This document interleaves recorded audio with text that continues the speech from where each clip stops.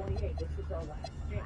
We need in 2026 for this administration to do just the fuck. And what is the administration do? Helping us cover our BS file and then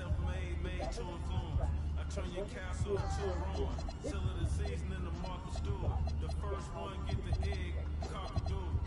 Only thing we had was bread with the ramen noodles.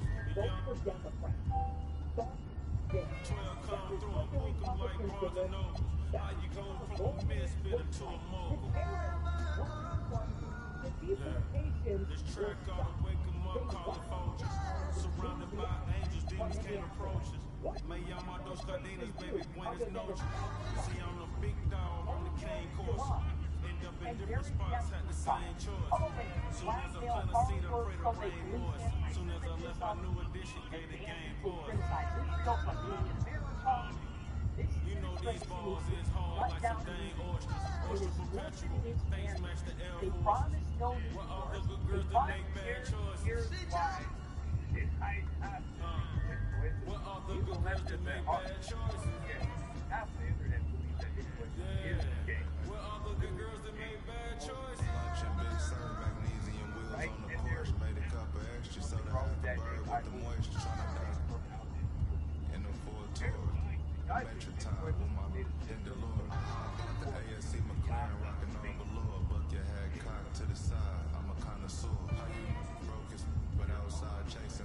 I ain't got no label on the fish, but it's all Dior. This the flow they've been waiting on. I got an 80 on. Why you kissing to that? Here's why. Got certain accounts just for money growth, and I don't even gotta do it, but just make more. Go make sure it's fam good. Real, never quit, even when it's slow. Oh, you thought them was some canned goods, bustin', thumping them right back on the road. Sweatpants, count $250,000 on the floor. You know these balls is hard like some dang oysters. Oyster perpetual, face match the Air Force. What all the good girls that make bad choices? What all the good girls that make bad choices? Yeah. What all the good girls that make bad choices? Down. So vote Democrat because the Democrats are going to do the best for you. Because the Democrats are owned by Israel. The reality is, I think the only reason why Democrats aren't as compromised where Israel is concerned is because Gavin Newsom, for instance, is right? Your party put it together. Gavin, inappropriate things with my. And so that's why Trump is in my estimation. Democrats would be able to have a little bit more of a spine regarding this. Kamala Harris definitely walked the walk. They y'all wanted Biden to walk the walk. He did it. So Israel ain't had to still have way too much over a lot of Democratic policies in return.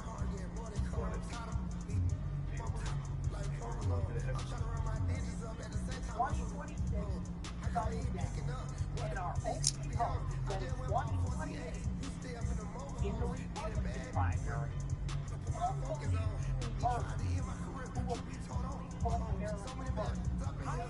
voting for the vice president and the secretary of state that brought war to Iran. I won't do it. 2026, gun control. You gotta burn that house down the Demon side. And in 28, you better hope that somebody has a rare, run the Trump strategy, do another hostile takeover over the trail. Otherwise, I'm gonna become a Democrat. Like, you are. Yo, he's a soft one. He doesn't go on it. He's a permanent man. I ain't gonna lie. Brentwood,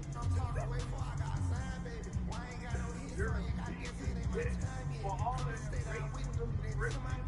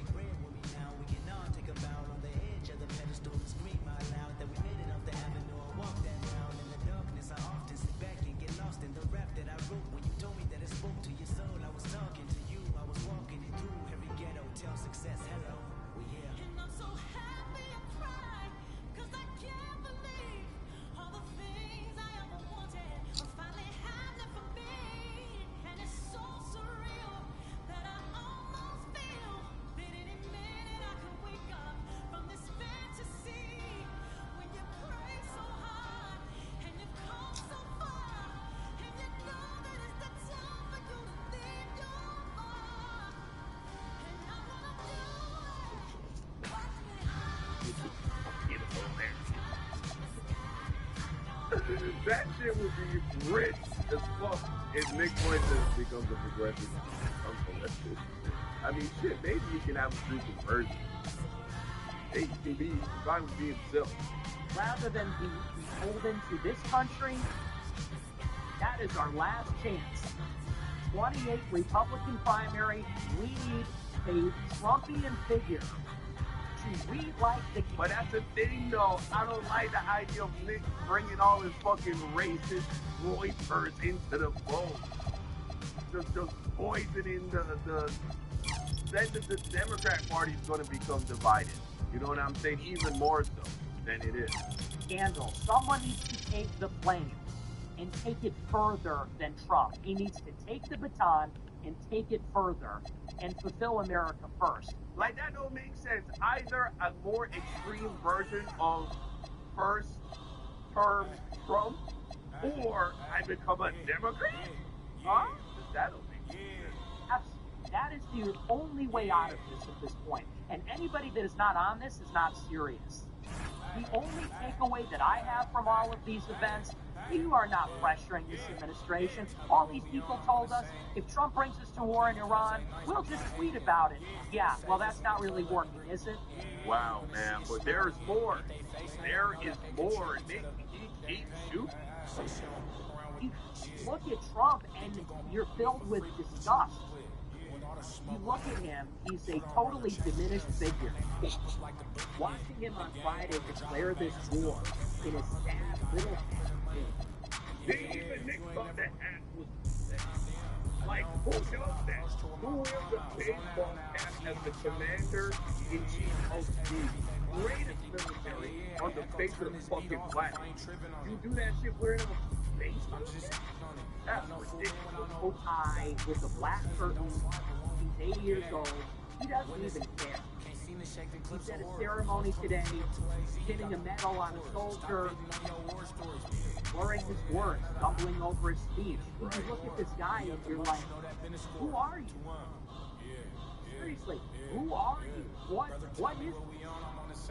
It's actually scary. I mean, there are a lot of doctors who believe that he did something Dominican. Even trying to be funny or insulting, they literally are like, yeah, he looks like he's in the early stages of fall.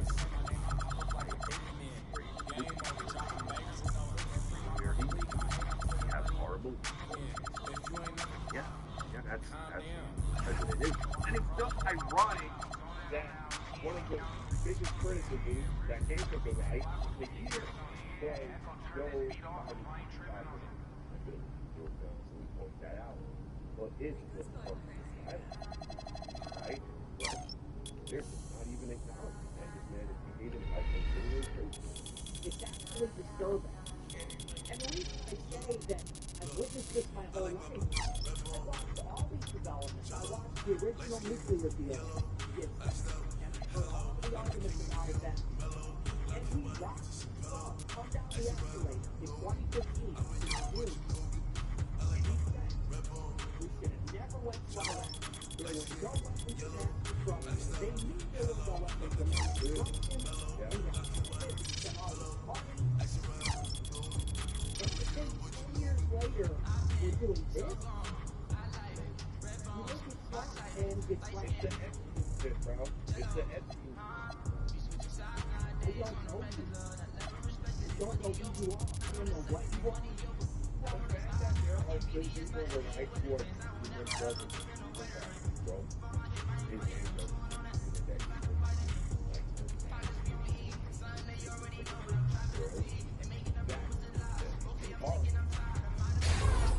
for a second to think that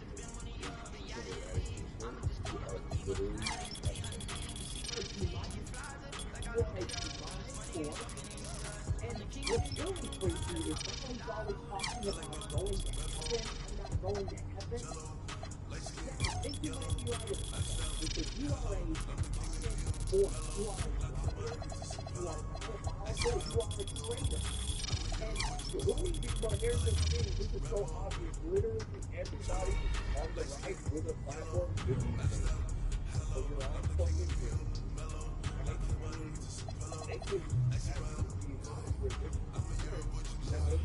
doing because yet it's still art. Yeah, it has no sense.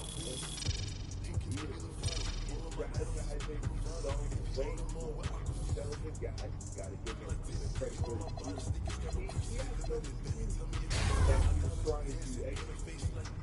However, they should be doing things. And that's clear, right? why I feel so strongly about this. Let's talk about some of these developments from today. So bringing up that speech again on Friday, Trump lays out the case for going to war with Iran. He's bringing up the Iranian hostage crisis in 79. He's bringing up the Barrett bombing in Beirut in 83. He's bringing up the use of IEDs by Iranian militia, the Quds Force, the IRGC, in Iraq and elsewhere in the Middle East.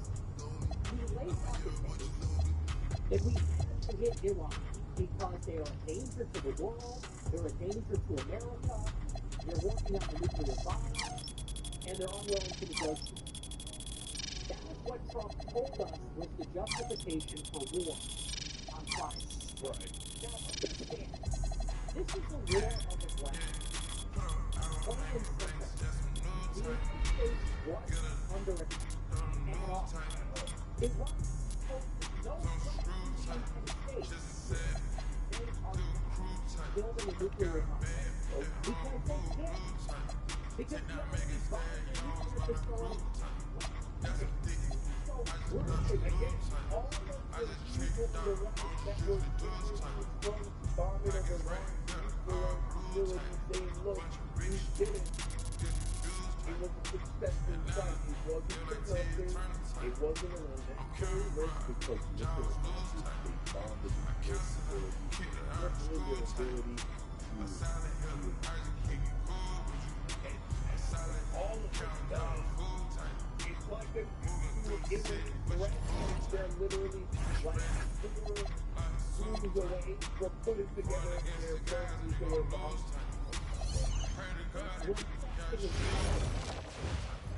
One way to say it is that this is a preemptive attack. But preemptive what exactly? Well, war is involved. This is a war of choice. This administration chose to go to war. We weren't forced into it like we were in Pearl Harbor or London. Ours to a war.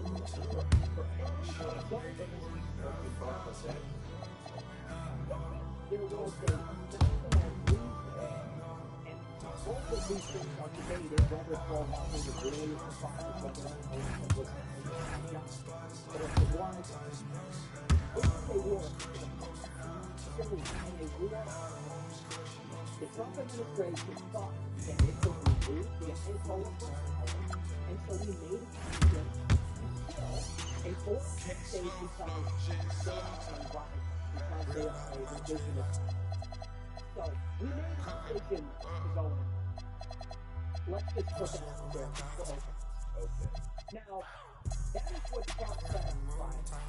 What we have since learned, however, is that this is really a lie.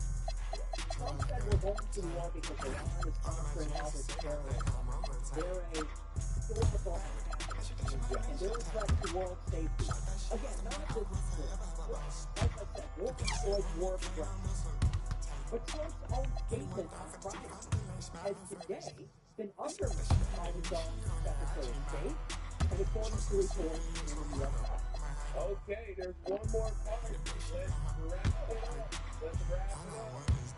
Today we actually have official confirmation, as official as it gets, from the Secretary of State, Marco Rubio, but it was also retold in the New York Times, and explained by other officials inside the administration. Unambiguously, Israel dragged us into this war. Not a conspiracy, it's not speculation, it's not even a theory. It is a fact. And today, Marco Rubio came out addressing the press corps, and he said, the reason we went to war is because Israel led the terrorist strike. Bro, you know what this just reminds me of? This meme by RDC World literally is the one-to-one metaphor for what Israel did to America. Which is how that What y'all doing? We got my options right there. That's good. This is Mark is America. Desmond, he's Israel. And the outside that's Iran. Oh, Israel. We got the what the fuck is this?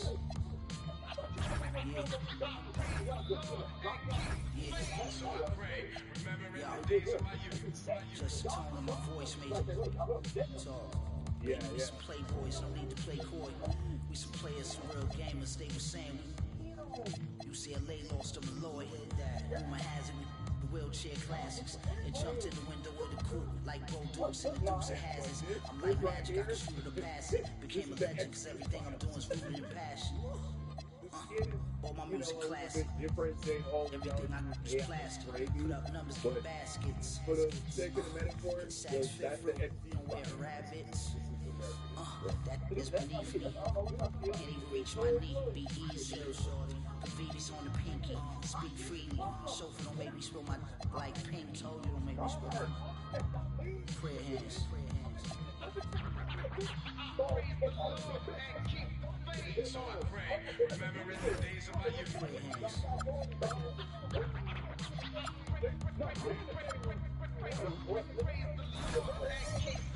So I pray, remembering the days of my youth. This ain't a jacket, it's an ass advantage. As for the jacket that I'm wearing, it's Chris Van Nash. Nice. We did the Montclair thing in the past. Back then, rags get to Mutombo finger wag. It ain't spring, but I clean the glass with no wingman. This thing here, it ain't Jordan Brown swing man. With my pinky in the air. Olympic for eagle swing span. I'm never just winging it, I'm a thinking man. Me and Cream, we like the town car, we Lincoln fan. Frequent. Puerto Rican here. My sneakers least G a pair. Be aware this ain't even fair. These a millionaire hands can pay handsome. What you expect? I'm a handsome man. And then Rubio confirmed that I will Israel answer your was prayers going to hit fast. Iran. From your lips to Marciano's ears. The decision was whether we would join them Prayer hands. or not. The decision was made to join them because in the event that Israel struck Iran without us, Iran would retaliate against us regardless. This is the messaging. Right. This is the state. They said so. They weren't going to get hit anyway.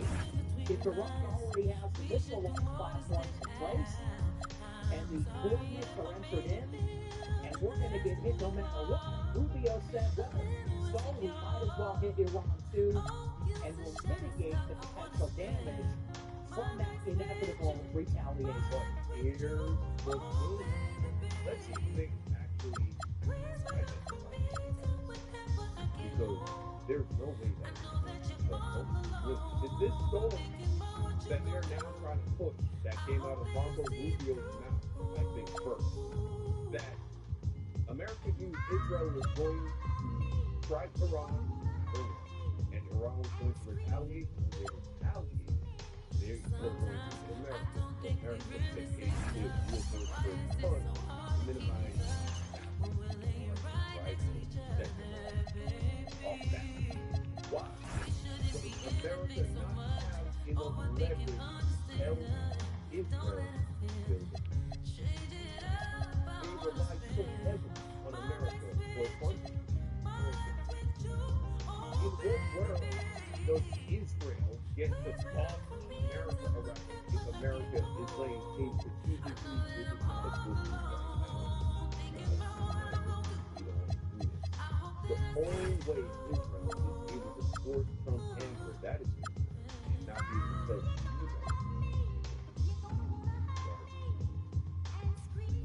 you you got that leverage. Now, here's the problem. It leaves out the fact that there is obviously a third option. So the way that Rubio tells the story is that Israel is planning to hit Iran. So the decision is binary. Either we're going to hit Iran with Israel or not. And if we're going to get retaliated against regardless, well, we might as well hit Iran too. Okay, but why are we starting in the middle of the story? Why don't we rewind and consider that Israel is a client state of the United States of America, completely dependent on U.S. military aid, U.S. military. And the way I see it, this is not rocket science. This is just basics. This is elevation. This is how the world works. This is how humans work. That's what you really need to understand about like politics. It's just people, bro. It's like if you understand people, you can understand politics. You know what I'm saying? Technology. And this is about battling for power. That's what it's all about. There are no morals. There are no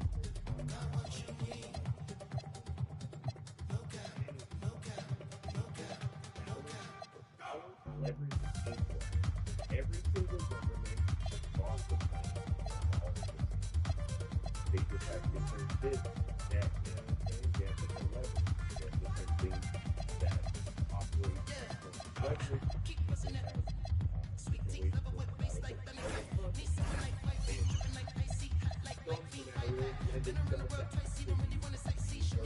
for the public.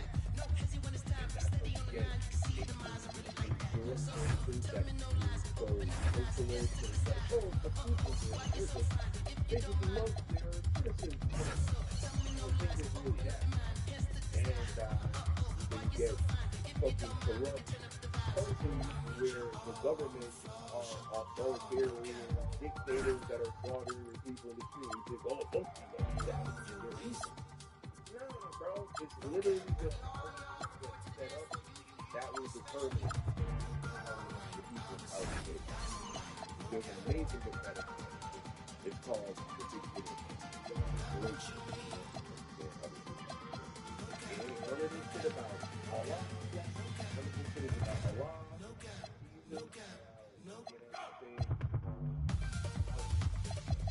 Jesus. Diplomatic power in the United Nations for sanctions and its deterrent force. Why is Israel making the decisions here? Aren't they the client? Aren't they the shadow of the puppet? Right. We're the superpower. We're the country of 350 million people. We're the country with the $30 trillion GDP.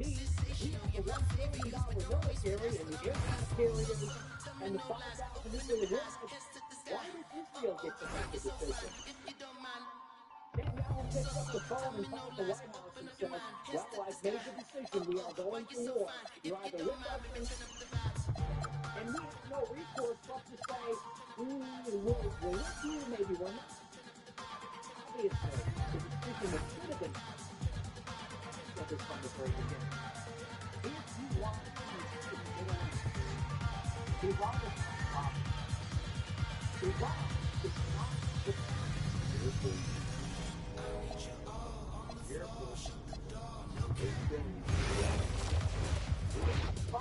Iraq was not the problem. Syria was not the problem.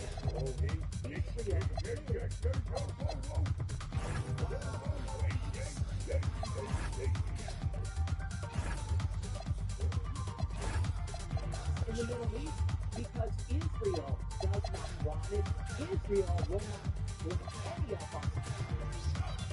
So if you want to deal with Iraq, if you want to stabilize the region, the one you're looking for is restraint. We enable them, we empower them, they're dependent on us. If we want peace, it is incumbent on Washington to restrain Israel. Not Iran, not Russia, not China, not Syria, not the Houthis, not Hezbollah. We need to restrain Israel. And the U.S. president cannot or will not do that, and that is why we have war. Why? Stay why? I always stayed out the way. You know, Not really too much with the drama, but one thing I can say is but anyway, I was always I thought this was entertaining. Calm and collected, not to be played with. I don't Yeah, feel you rejection. want to do a conversation down below. What do you think when this 2028 supported Democrats? Passing out my blessings, it's up to you to catch it. It's view with discretion. Think about Your ex ain't, he can't talk like this. Yellow diamond stone, I compare this. This is small things, I hope.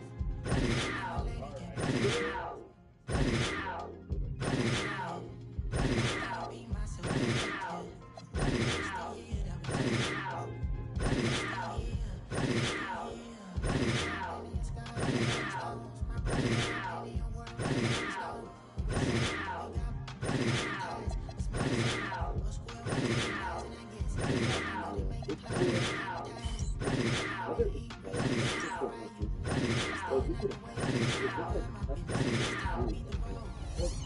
Well, these are the nice they were living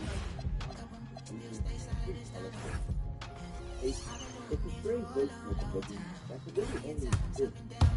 And if you're wondering who they are, it's basically who's just a hater.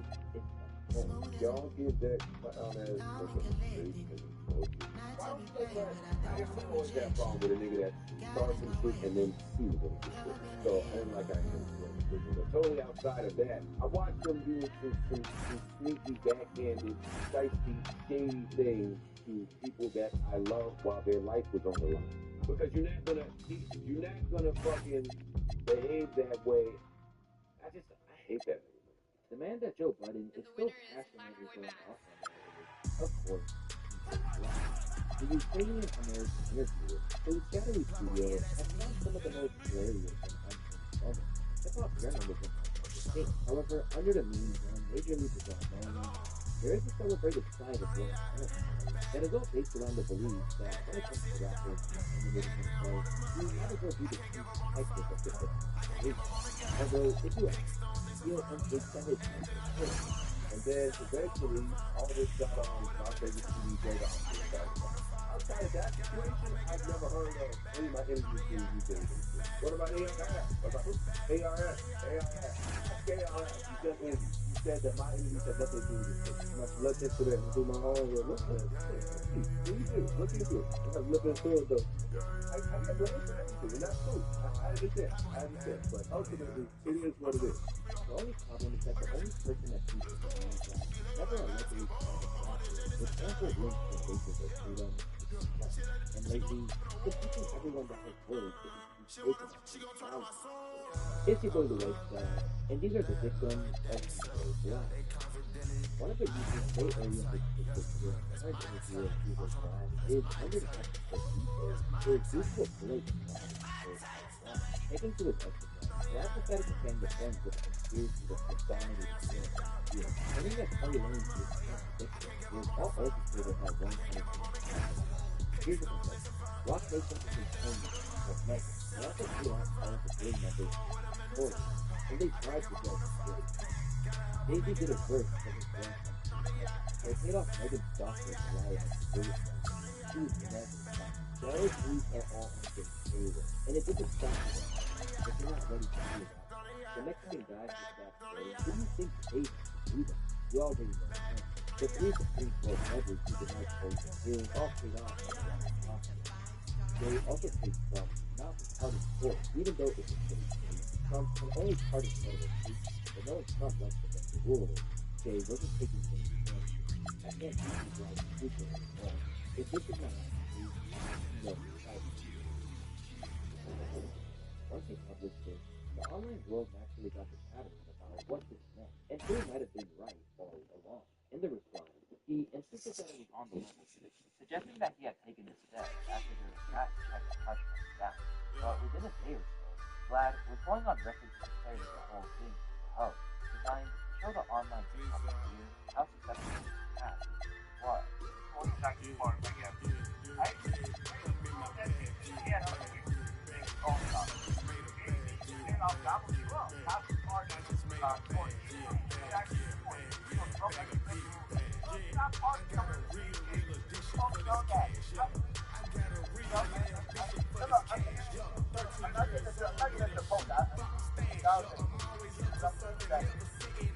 Overall, I know everything I said. I'm not talking about everything, but there are some overtones that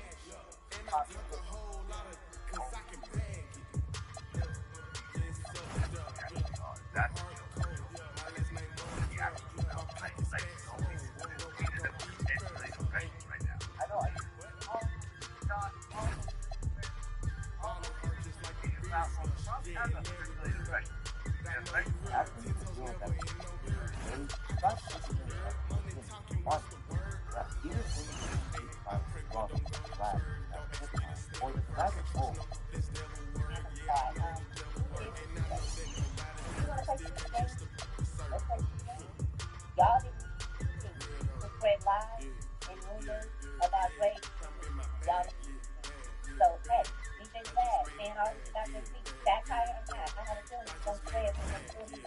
JB is going to be in the upper league, and they still going to change and stuff about him. I have a feeling because you know what? If you want to play the game, you can play.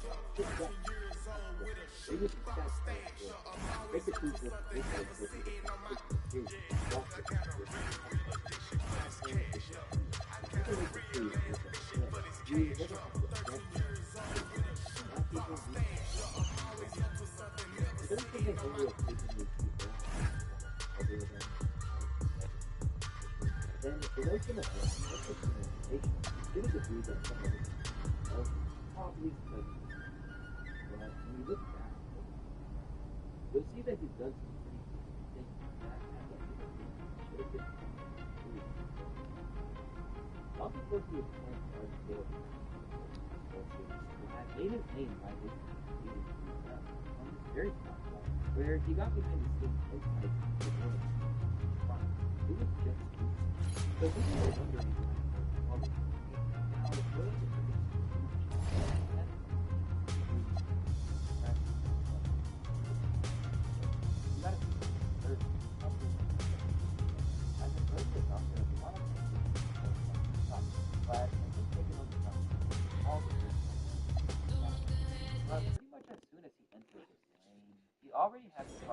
All right, here you go, sir. Anything else I could do for you? You're welcome. Hey, George. Hey. The usual. Yeah. I knew it. Hey, Dad, can I get one, George? Big game today. Mm-hmm. Last year against Prep. Oof. Well, you remember. I'm a lot better than I was last year, George. Oh, don't I know it? I haven't missed a game. I hear you got a scout coming from BC today. Oh, yeah. And he's about to find out who the best player in Vermont is tonight. You remind me of your mom when your dad brought her back from New York. Yeah? Yeah, proud, loud, confident. I didn't think she could adjust a small town life. Oh, yeah, that sounds Brought like me her. back. I had to drag that man out of New York. He talked a big game before he moved down there. Must have hurt his pride. Yeah, I'm taking About the whole thing. Apparently happy to see the financial hit. Really just in flat on that stage. I'm talking about this fight ain't last round. No. And I ain't even fight. I ain't fight.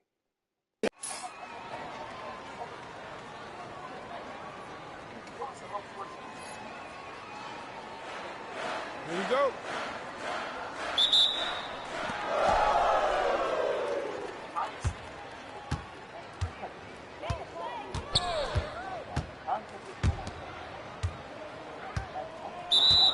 Out of bounds. Minuteman ball. The audience that have watched this move long. This happened years ago. Can you imagine how many people Here we go.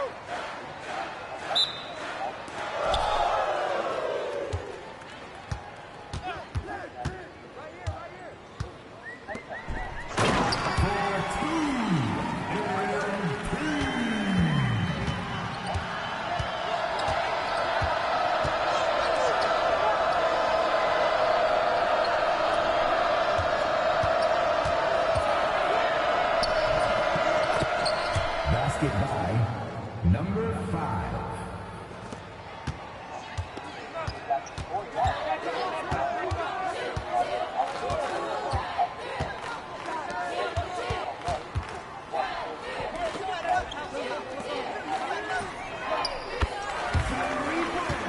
GgNoRaGe.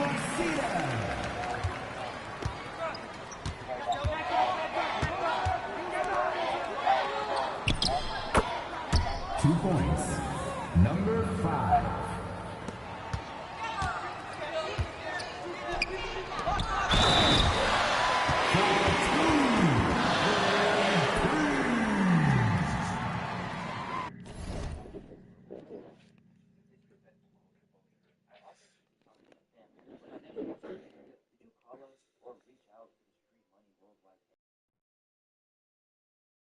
At the line for the Snowy Owls, MP for 1.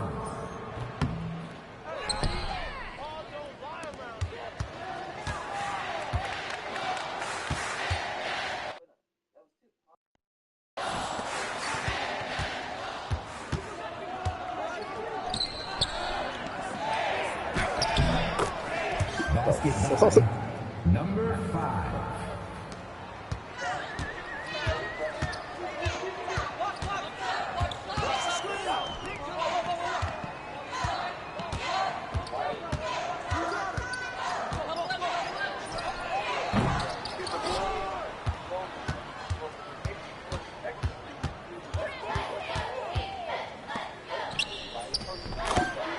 2 points. Number 5.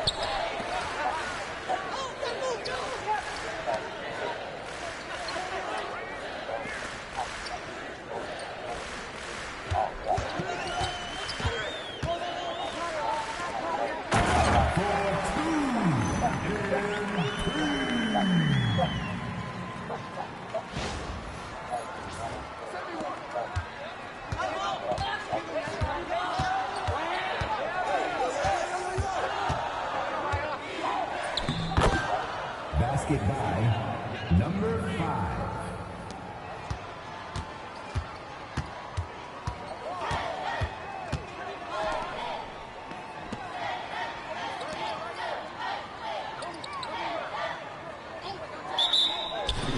Moving screen.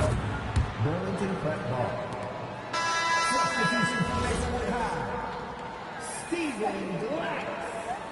Tyler Steele. Substitution for Minutemen. 2 points. Number 12.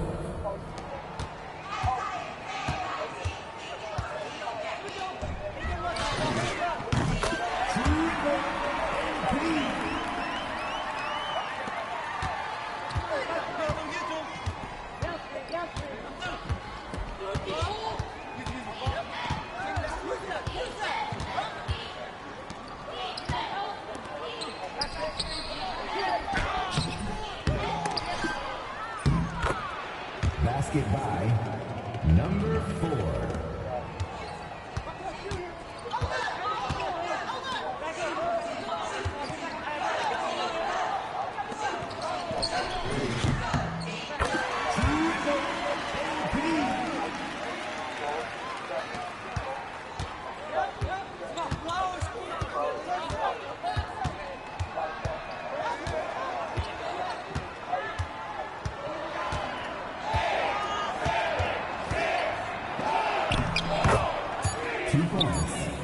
Number 1. The first quarter is in the books. Second quarter will begin in a few moments. Maplewood High are trailing 15. Burlington Prep Minutemen.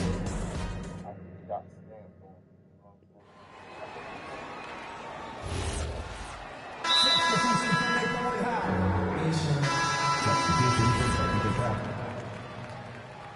Timeout.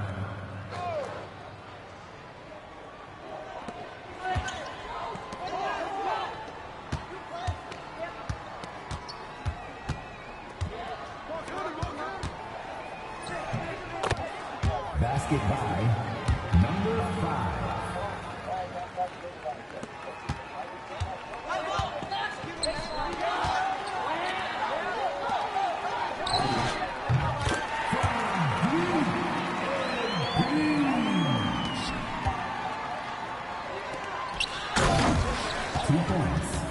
Number 5.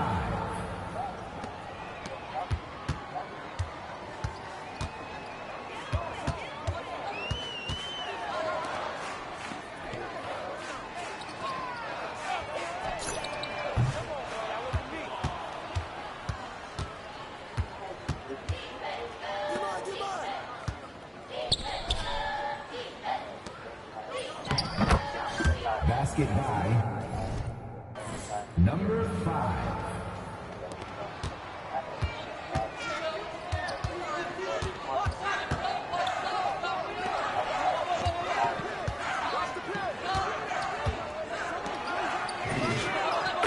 From downtown and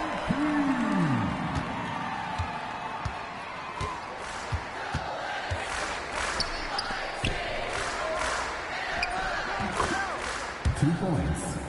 Number 5.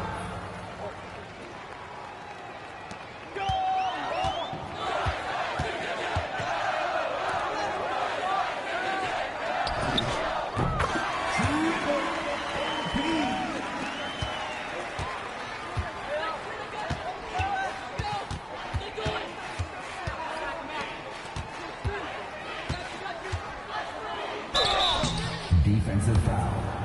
Jonathan Smith. First personal foul. Second team foul. At the line for the Minutemen, Colby starts for 2.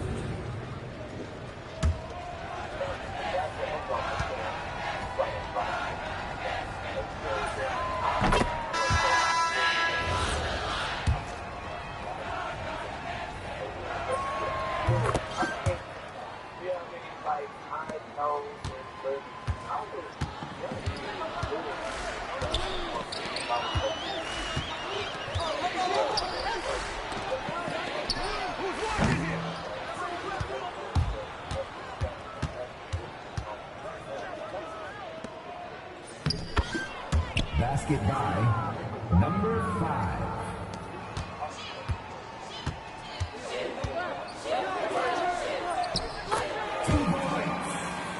Mason Holden.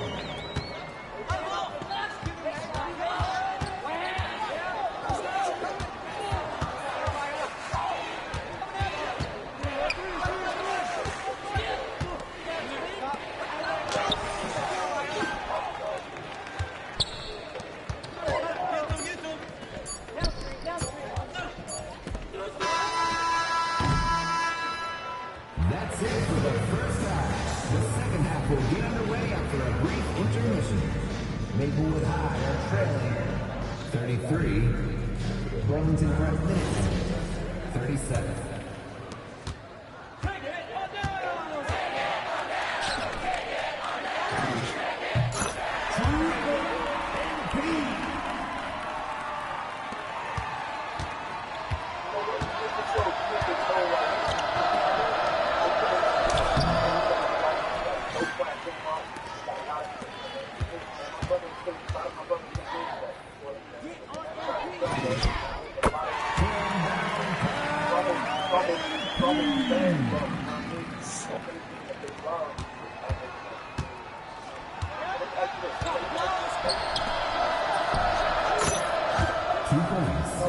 Number 5.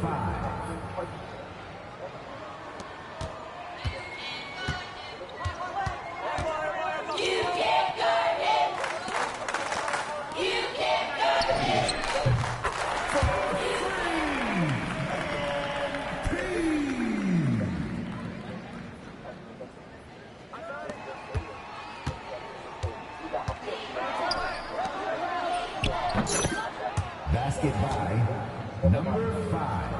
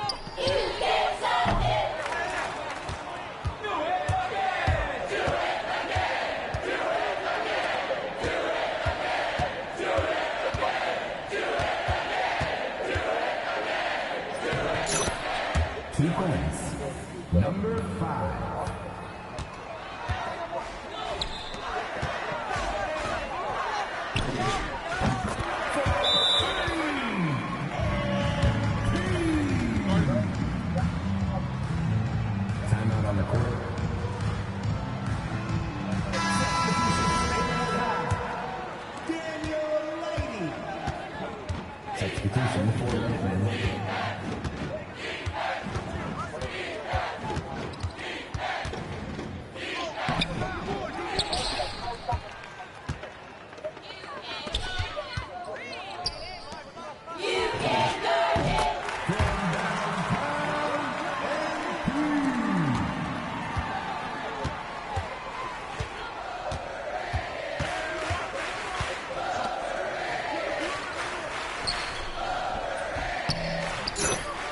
Basket by number 4.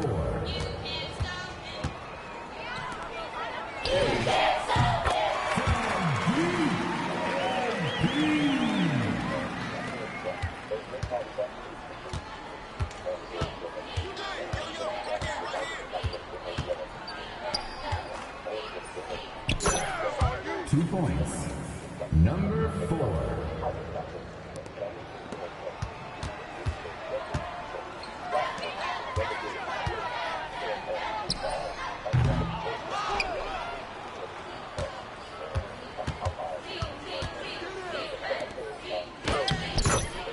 Basket by number 4.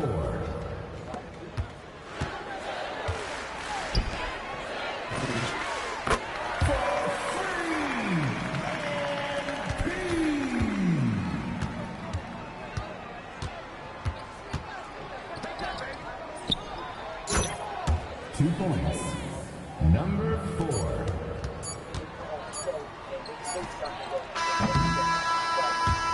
That will do it for the third quarter, everyone. The final quarter of play will begin shortly.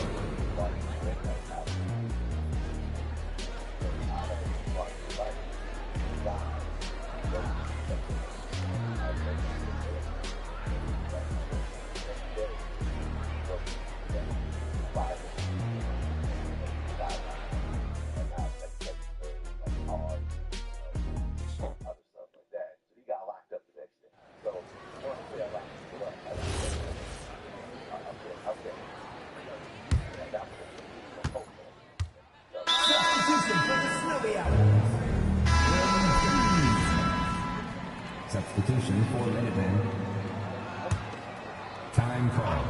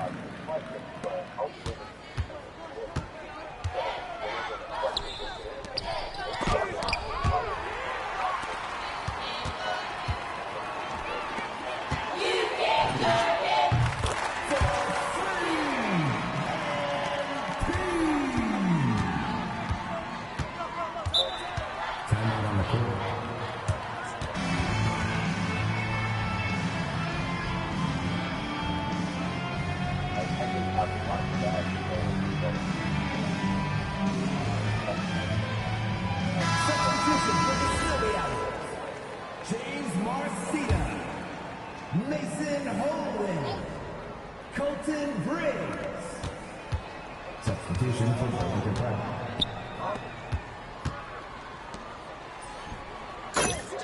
Basket by number 5.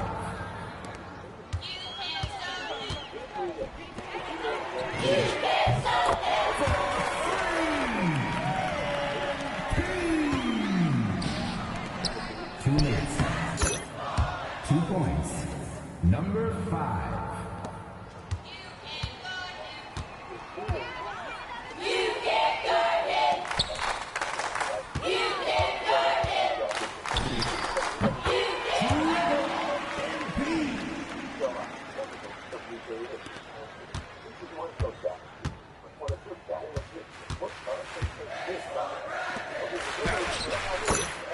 Basket by number 5.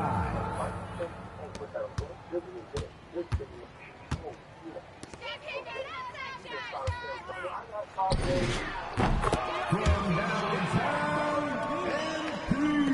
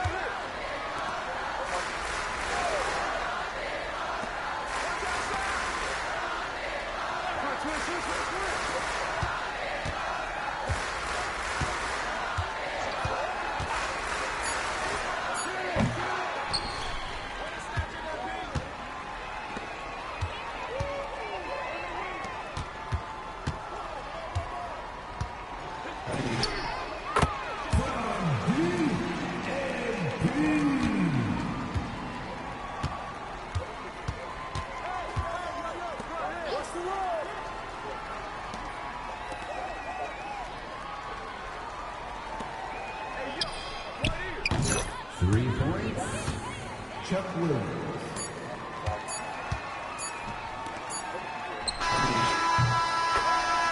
And that's a win for your Snowy Owl. Thank you everyone for coming out and supporting your local high school basketball program. Please get home safely and we'll see you again soon. Again.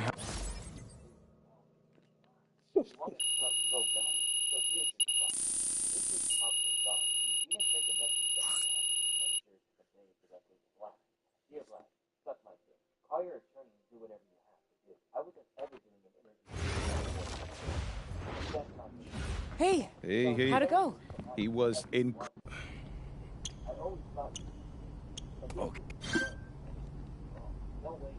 Will I ever allow someone to interview? You got me calling.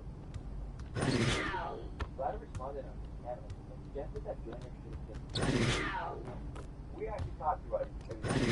Look at the internet and say, oh, I can upload whatever I want, I can re-upload, I can post it, I can put my own logo on it, and so forth. And actually not firsthand, like copyright everything. You're very serious about very much so.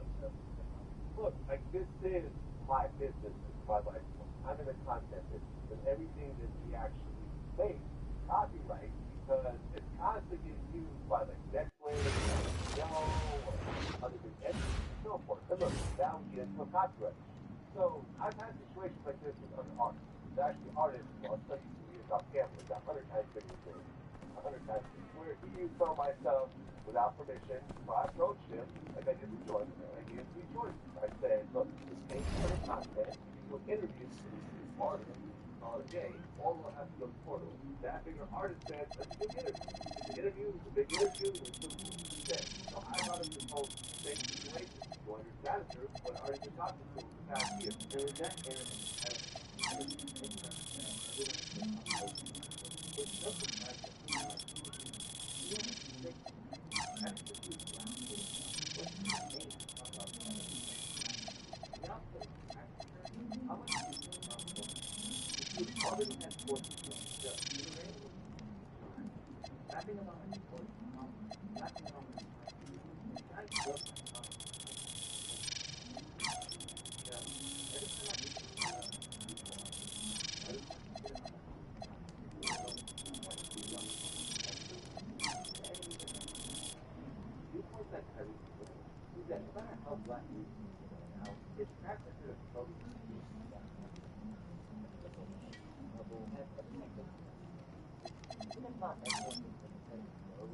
Go on to the show.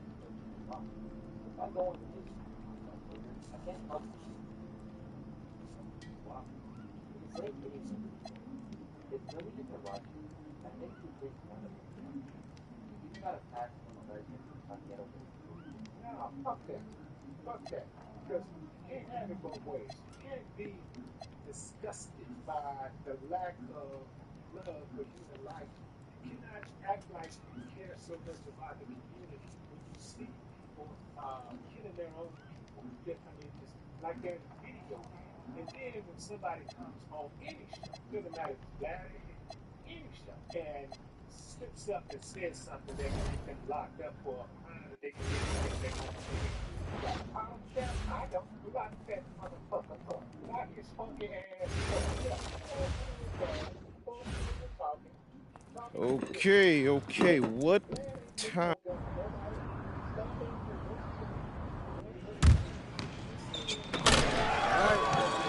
Oh, you.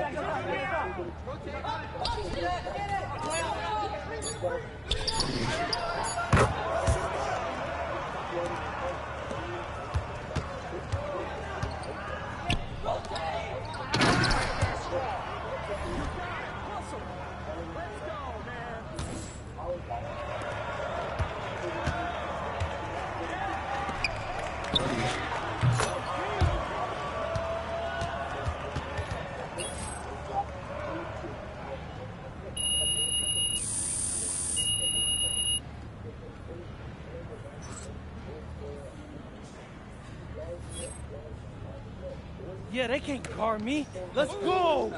Yeah. Nice work, MP. Nice work. Hey, I appreciate that, Dion. Hey, but I feel bad that I had to go out there and dog you guys like that. All right, let's take a walk. Oh, yeah. So do I got any offers yet? You cut right to the chase, don't you? No disrespect, sir, but I got to catch a plane to Vermont in like 3 hours, so if I don't, I might miss my flight. All right, then I won't waste no more of your time. Coach Troy and Coach Weber both want you on their squad. Coach Troy, MP.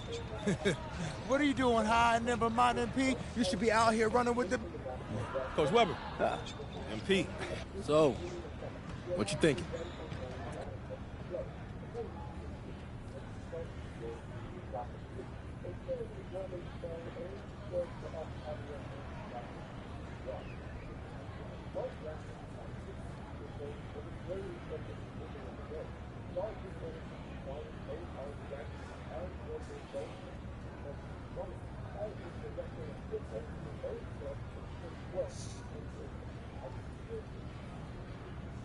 Hey, Coach Troy, I decided to commit.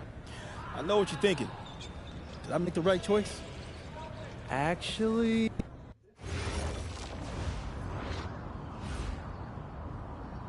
Now, you got a lot of ground to make up in a short amount of time. Right. But... oh, whoa, this reminds me of... Likewise, hard to argue, but it's getting so long before you realize that you're fighting an uphill battle. Results were mixed, and on Solskjaer's final days, which left the club at 7. By February, the club was at 4, losing significantly less goals. However, the tenure was riddled with friction between board members, players, and coaching staff. The dressing room was simply a mess. Players were opposed to the training method, which focused primarily on the full field 11-to-11 organizational and fundamental work instead of dynamic drills. Rangnick felt the team lacked basic fundamentals. The players felt otherwise. It was news that Rangnick's assistant coach, Chris Arma, who happens to be American, who referred to as Ed Lasso as he played. You can through with will about that regarding how highly they thought of his ability. Of course, Rangnick was not helped by the sudden revelation that arguably the most recent player that United had used in decades not suspected of assaulting his partner. In 2021, 20-year-old attacker Mason Greenwood placed 5th in the ranks of the best player under 21 years old in the world, just behind Pedri, Jude Bellingham, Jamal Musiala, and Nuno Mendes. Many had placed their faith in him to lead the club's next generation. Mason Greenwood was arrested on the aforementioned charges. Criminal charges were later dropped, but his public perception was deservedly forever tarnished, and he would never don United colours ever again.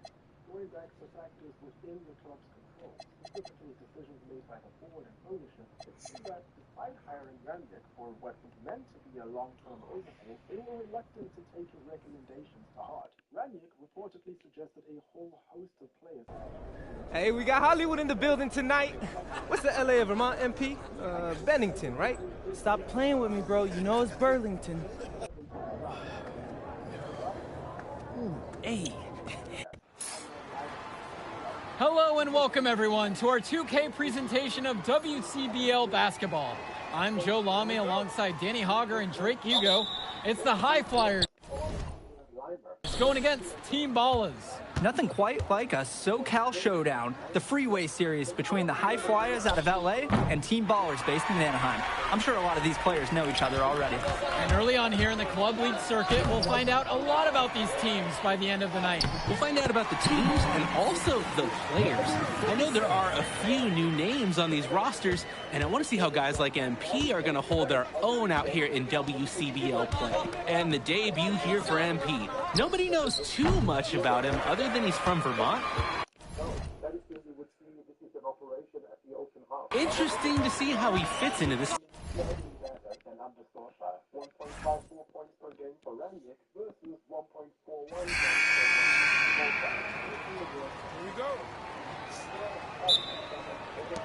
And it's the High Flyers starting this one out. And the debut here for MP. Nobody knows too much about him other than he's from Vermont. Interesting to see how he fits into this team. And O'Neal gets it to go. That is the kind of range that you want to see. O'Neal showing his value and pouring in a little three-pointer there. Starting tonight for Team Ballers, Cody Etherington is at the point. Jaden Moore is going to be their slashing shooting guard. Then Bertie and Rodriguez are filling in at the forward slots with Pasco patrolling the paint. The starting five for the High Flyers tonight has Devontae Mills orchestrating the point, Brock handling the shooting guard duties, O'Neal and Ben Gov at the forward spots, and manning the middle is going to be MP at center. And with MP, I know several teams were interested in having him join their club. Well, there isn't much tape to work off of for MP. He's truly a question mark on this roster, but the coaching staff thinks he's raw, and they must have seen something to take the risk with him. Now here's Mills. Here's MP.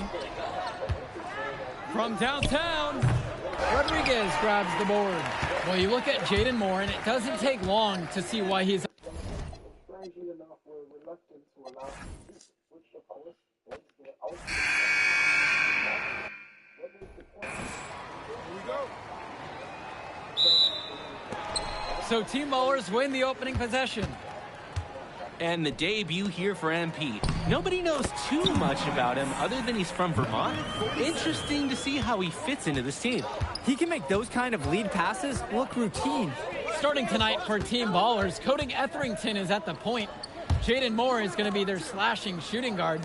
Then Bertie and Rodriguez are filling in at the forward slots with Pasco patrolling the paint. The starting five for the High Flyers tonight has Devontae Mills orchestrating the point, Brock handling the shooting guard duties, O'Neal and Ben Gov at the forward spots, and manning the middle is going to be MP at center. And with MP, I know several teams were interested in having him join their club.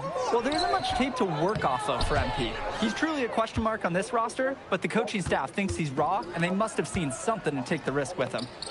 Now here's Brock. Here's MP. He's guarded by Pasco. Pasco pulls it in. And it's Team Ballers. Here's Bertie. And he drops in the layup off the glass. Well, you look at Jaden Moore, and it doesn't take long to see why he's on the 2K U250. Great instincts at attacking the basket. And he's not the biggest guard by any means, but he is incredibly slippery when getting at the D. He's very hard to stay in front of, and he's a surprisingly consistent finisher around the rim.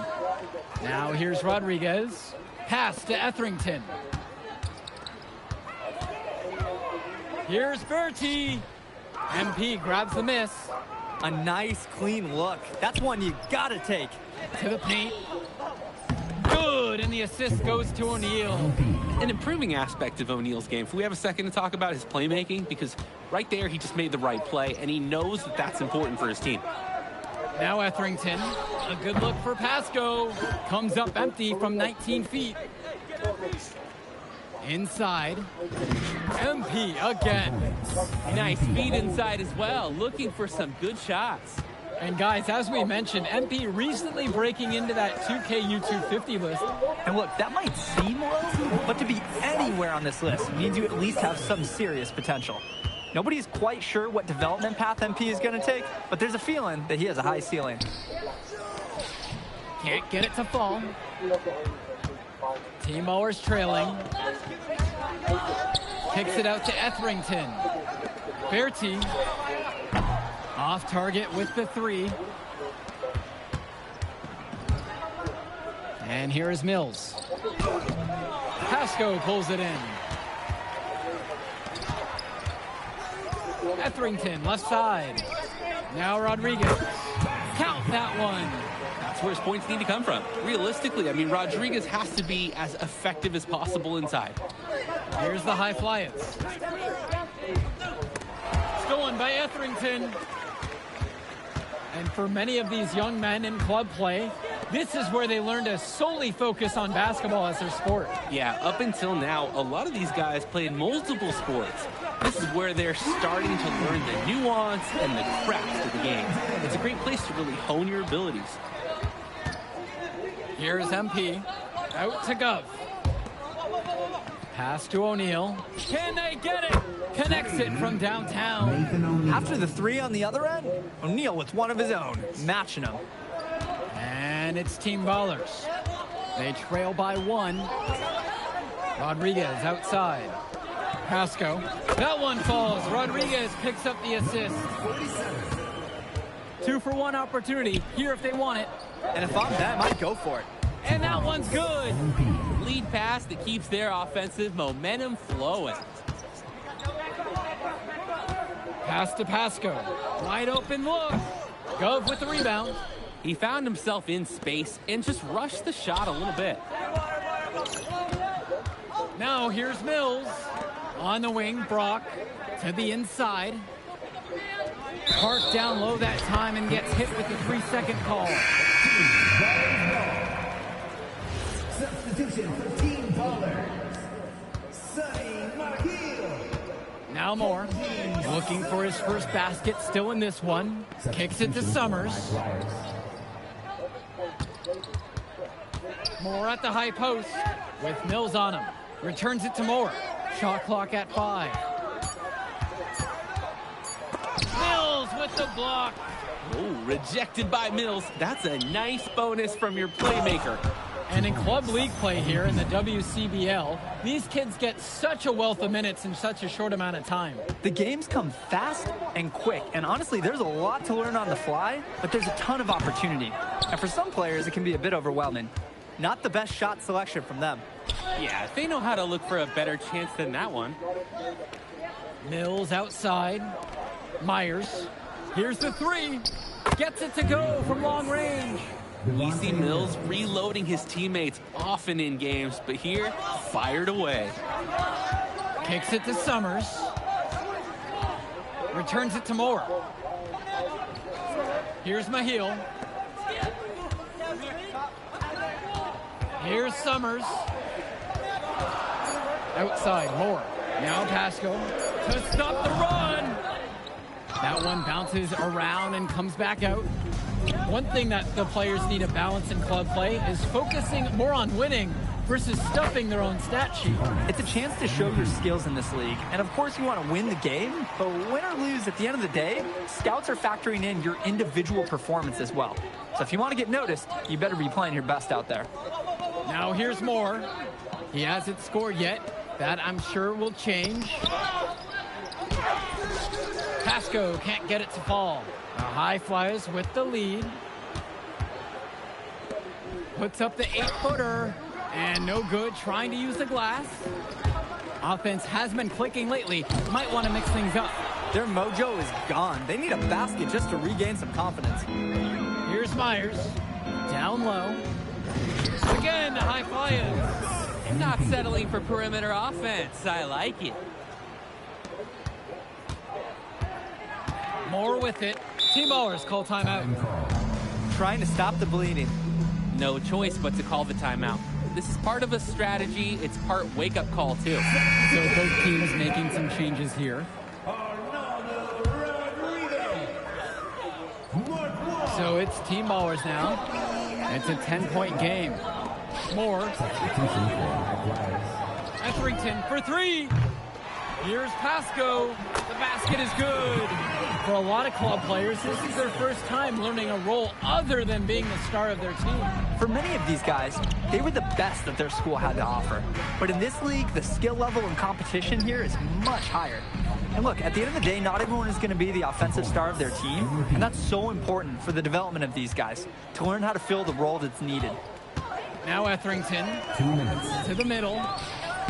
Shot's good by Pasco. Terrific find. Everyone loves playing with someone who can move the ball like that. The lead pass was put just in the right spot to produce the layup. Ooh, the dime, courtesy of Mills. He's got a great feel for the floor. Now Pasco. 10 points for him.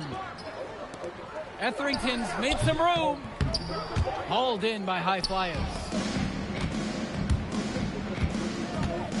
Outside O'Neal. Pass to Brock. Here's MP. Rodriguez covers. Another miss by MP. And Coach Troy of the High Flyers, he's a young coach, even by this club league standard. It's true. As you said, Troy's one of the younger coaches, but it's clear that he knows the game, and his drive is apparent.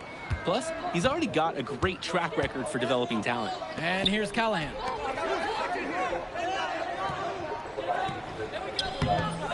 Misses the layup. He had him with the pump fake. Team Ballers trailing. Whoa!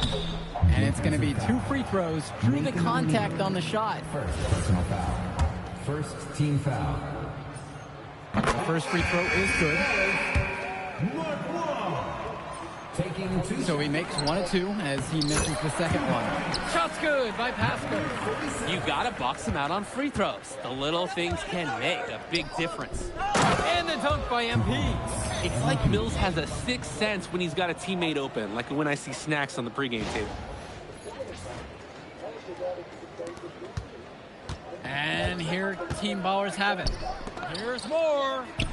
It's good. The assist that time from Etherington. I'll tell you what, he can do just about everything at the offensive end. Lays it up and banks it in. I'd like to paint a picture here because his shooting chart is beautiful. Lots of good shots all around the floor. And so we wrap up the first half. The High Flyers lead this one up 7. And we'll get you right back to the action on the other side of the break. Welcome back to the second half of this West Coast Club battle between the High Flyers and Team Ballers. And something to note about MP, I heard he was training with Dion Benjamin to help prepare for this one. And if you don't know about Dion Benjamin, he has a well-known open run. A lot of talent has come out of there. And to see MP working out with him, that's certainly a positive in the eyes of many scouts. Offensive board. A shot from Rodriguez is no good. Inside.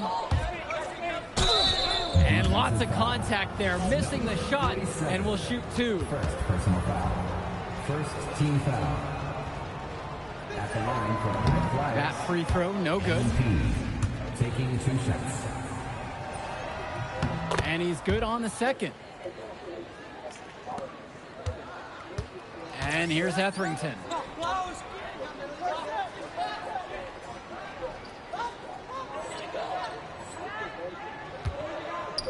Here's Pasco in for his 7th make in 13 attempts.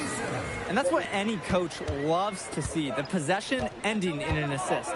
Down low. MP throws it down. He plays an essential role by getting his guys to their shots. It's such a nice advantage having an unselfish player like him with a high basketball IQ, always providing for his teammates. Now Pasco. He's got 14. Here's more. MP grabs the miss. Pass to Mills. Pasco pulls it in. Here's the break. And here's Rodriguez. He's covered by Gov. Now Etherington. Out of bounds, it'll be the High Flyers ball. High Flyers ball.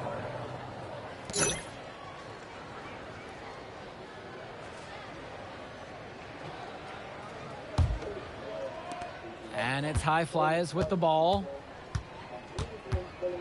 Outside O'Neal. Mills to the paint. Banked in off the glass. Not much the D can do once he gets to the bucket.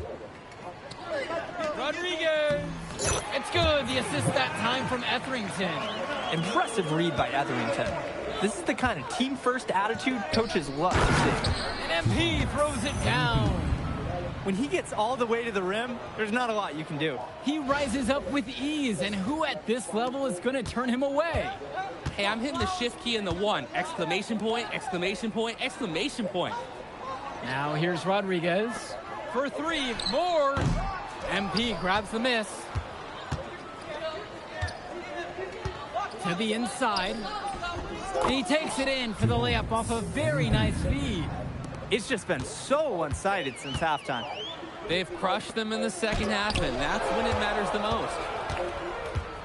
Mills outside. MP throws it down. Perfect execution. Passes like these make scoring so much easier. So it's Team Ballers now. They trail by 14. Pasco can't get it to fall. Gov outside to the paint. MP again. They keep finding ways to pad their lead, and it just continues to grow. All facets of their game are clicking. They look like a well-oiled machine out there. Team ballers call timeout.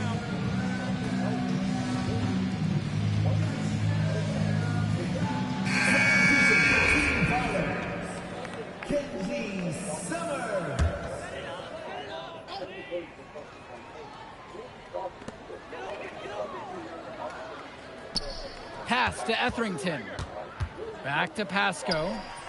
Count that one. Great vision by Etherington, spotting those easy shots the defense is leaving out there. Well, what a show we've seen so far from MP. He's come out and put on a clinic. He looks head and shoulders above Moore right now. Well, if there was any fans doubting the impact that MP can make, I doubt they're saying much right now. A great offensive showing from MP so far. He's been terrific. Here's Pasco. The high fly has grabbed the miss. Coach can't disagree at all with the shot selection. And the dunk by MP. He's the leading scorer in the game and has been the dominant figure today, no doubt. They are desperate for a score here, to say the least. Their last score getting farther and farther away. They need to get something going. Now here's Berti. Another shot. He can't bake that one in. Brock outside to the middle. Here's MP. He's guarded by Pasco. On the wing, O'Neal. And it's off from three-point range. Etherington with it. Now guarded by Mills. Rodriguez outside. Pasco connects on the 17-footer. That's a good pass. Right where he needed it to execute and finish. And the High Flyers call time here. And the High Flyers decide to go with the call timeout. Substitution for High Flyers. Timeout on the court. And here Team Ballers have it. A 12-point contest. Back to Pasco. And the dunk by Pasco. Way to finish and cut into that lead a little bit. The basket's still shaking. For sure. He got as much power as he could behind the two-hander. He came out of the locker room on fire. Great second half for him so far. Now Etherington. Outside Berti. The offensive rebound. And he was fouled on the way up. 2 free throws coming up. He'll head to the line. We can't be mad at a foul like that. Pretty smart. When he gets that close to the rim, you have to make him earn it at the line. Good on the second free throw.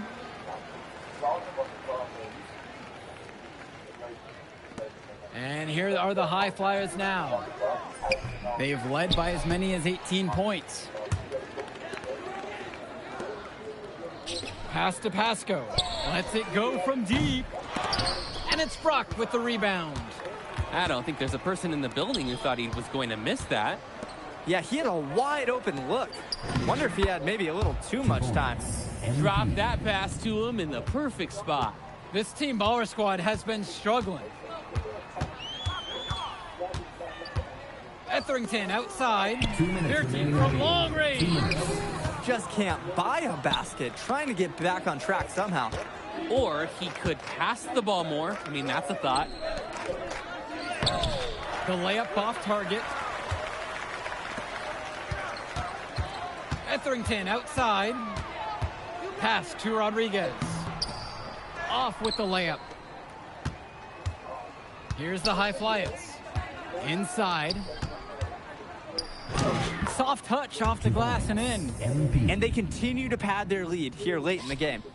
They're going to be tough to catch at this point. This game is theirs for the taking. Outside Berti. Back to Etherington. Down low. Pasco. And the dunk by Pasco. Terrific pass there. Setting up his teammate well. And here are the High Flyers now. 13-point lead. And he gets it to go. Surging ahead at the right time. Gaining some separation and putting it out of reach. Here's Etherington. Pass to Pasco. It's good. The assist that time from Etherington. 47. Mills has it. Brock outside. Back to Mills. The three from go. And they call over the back here. Too much contact. Boy, he was clumsy on that one. He wasn't going to get away with that. Yeah, he climbed all over him. There's a sketch of that in the officiating manual. That free throw missing. He hits the second from the line. Not as productive a trip to the line as he'd have liked. They need all their free throws to go down at this point. Try to bank it in, but it misses. Now 5 seconds separate the shot clock and the game clock. Pass to Dykstra. Summers. Wong. Here's Mahil. Nice D from Leon Callahan.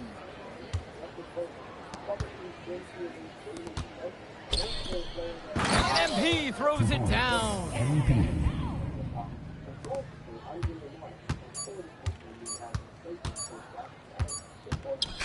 So it's the High Flyers winning this one easily. Well, I'll be honest. I'm intrigued by what we saw from MP in this one. This kid has a ton of potential.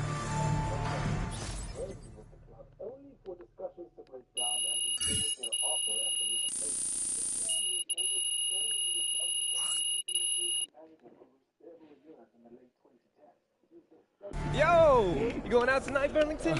We gotta celebrate your big game against that bully from Chicago. Oh, I'm.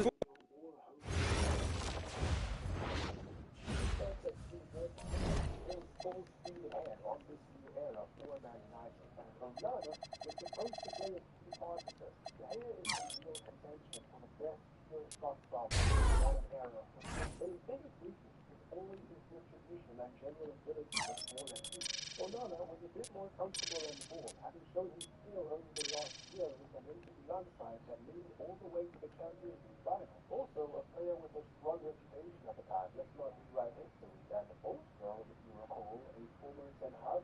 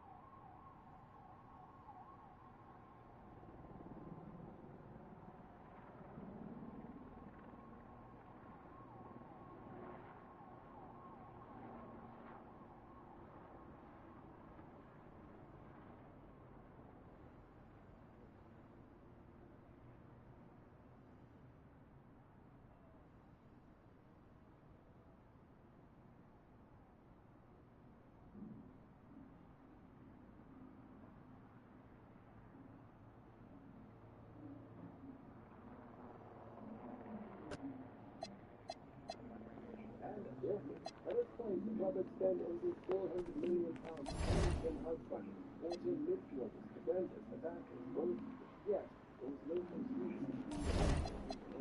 Attackers were set high, while defenders were sit deep. Even the most important task was being unattended, almost unattended. Casemiro was just being left all alone in the midfield to do the job of multiple people. He was getting exposed day in, day out. He was making mistakes, but realistically, he was also kind of set up to fail from the start. Perhaps in his younger days, he would have fared better, but I don't think by very much. His performances this season are what led to a very famous quote by Jamie Carragher. Leave football for the football league. Carragher is confused on Casemiro's here, but this quote could have applied to several players, to be completely honest. Eighth is where the team finished, with a negative goal difference, capped off with being knocked out of the Champions League at the group stage, where they finished rock bottom.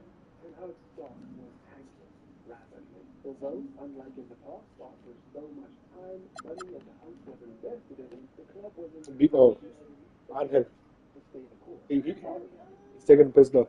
Who's in the restroom in front?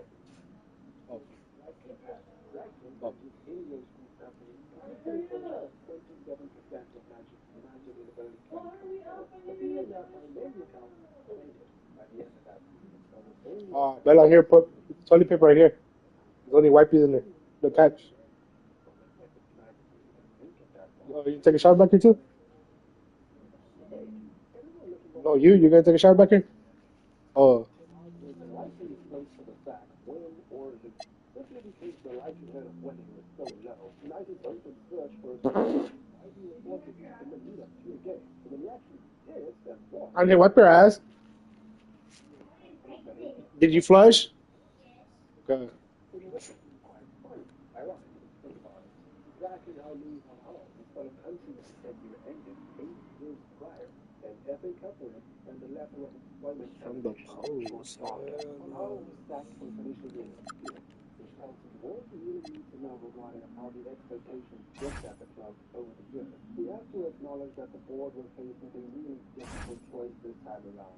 It really did seem like they didn't want to be as hasty as they had been in the past, but also were well aware that they were aboard a sinking ship.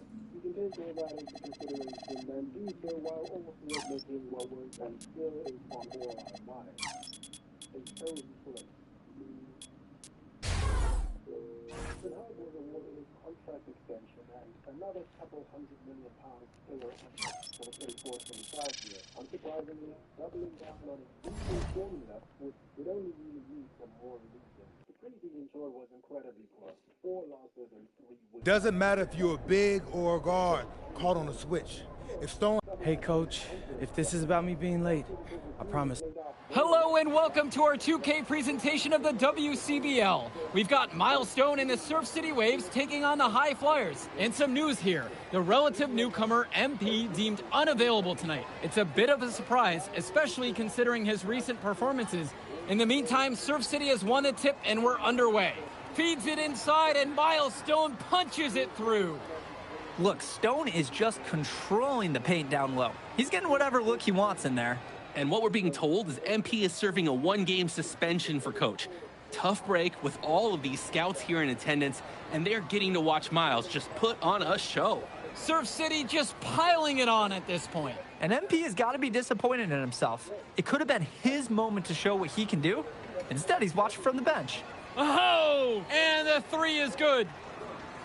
Oh, Stone got a hand on it. And again, Stone owning the interior. Dunk after dunk in this one.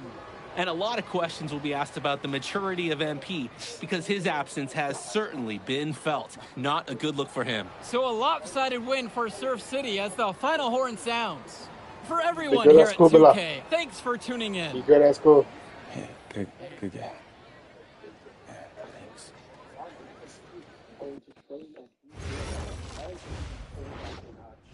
Way back into a public apology. He made the issue public in the first place. Spectators felt Ten Hag was in the right. Reportedly, fellow teammates thought the same. But many still felt that the punishment was too severe, too humiliating, and that he did tend to play favorites. Listen, I grew up in a small town too. Hello everyone, and welcome. I'm Joe Lamy with Danny Hogger and Drake Hugo. We've got a WCBL matchup for you tonight with the High Flyers taking on the Attack from Sac. Well, you know I'm excited for this one. It's a classic NorCal versus SoCal showdown. The Attack from Sac, obviously out of Sacramento, my hometown, and the High Flyers are here in LA. And the stars for the team tonight, it's Mills leading the way for the High Flyers with a newcomer, MP. And Drexel Carrington is the big name for the Attack from Sac. And both of these players are viewed as blue-chip prospects, some of the best in the region. I'm sure there are plenty of scouts on hand waiting to see how they fare against similarly ranked talent. I mean, here in LA, the scouts are always out for club play. But this game might be getting some special attention with some of the players on hand. And the lineup for the Attack from Sac, Michael Pagan runs the point. He's joined by Edward Martinez in the backcourt. Drexel Carrington takes on the three, and it's the brothers Ivory and Austin Lund forming the front line. The starting five for the High Flyers tonight has Devontae Mills orchestrating the point, Brock handling the shooting guard duties, O'Neal and Ben Gov at the forward spots, and manning the middle is going to be MP at center. And the big name that scouts are wanting to check out is Drexel Carrington, but they'll keep their eyes open for any talent who shows out tonight. And a lot can change as a player develops over their youth career. But first impressions, they mean so much at any level. I'm sure the scouts will have plenty to digest after this contest. Well, you talk about a player perfect for a role in the NBA someday. Drexel Carrington is the ultimate 3-and-D type of player. And that's not to sell him short as a player at all, really. Carrington, he's just so comfortable outside in the perimeter. And defensively, he is a force. Now here's Mills. Inside. Good for the fifth time tonight, and he remains perfect. Solid passing skills on display from Devontae Mills. Any scout wants to know that a league player is aware of his surroundings. Mills looking to check off some of those boxes here tonight. It's Carrington on the wing, guarded by O'Neal. And Lund slams it in. What a nice job on the alley-oop connection. Yeah, you need to time it perfectly. Not easy to execute. You need a really great pass, and more than that, guys, a little hops on that finish doesn't hurt either. And for so many of these kids playing, not only are they trying to grow their game, but they're still growing up. Well, we all know it can be a long and a winding path to responsibility at times. But for the most part, these kids in the WCBL, they're focused and beyond their years in terms of maturity, mostly, we'd say. The High Flyers leading. And the layup falls. He'll take a point-blank look every time. And it's Sac with the ball. And the shot goes in. And the defense was there, but in the end, it didn't matter. Lund knows how to beat him with better offense. On the wing, it's MP. Mills, pass to Brock. Lund with the steal. Here's Carrington. Can't tie it up as that one's no good. Well, remember, guys, MP missed that game against Surf City. Apparently, that was for missing a morning practice, and the coach wasn't having it. Look, the best thing that a young player like MP can do is use it as a chance to learn from his mistake. You can forget that these guys are still so young.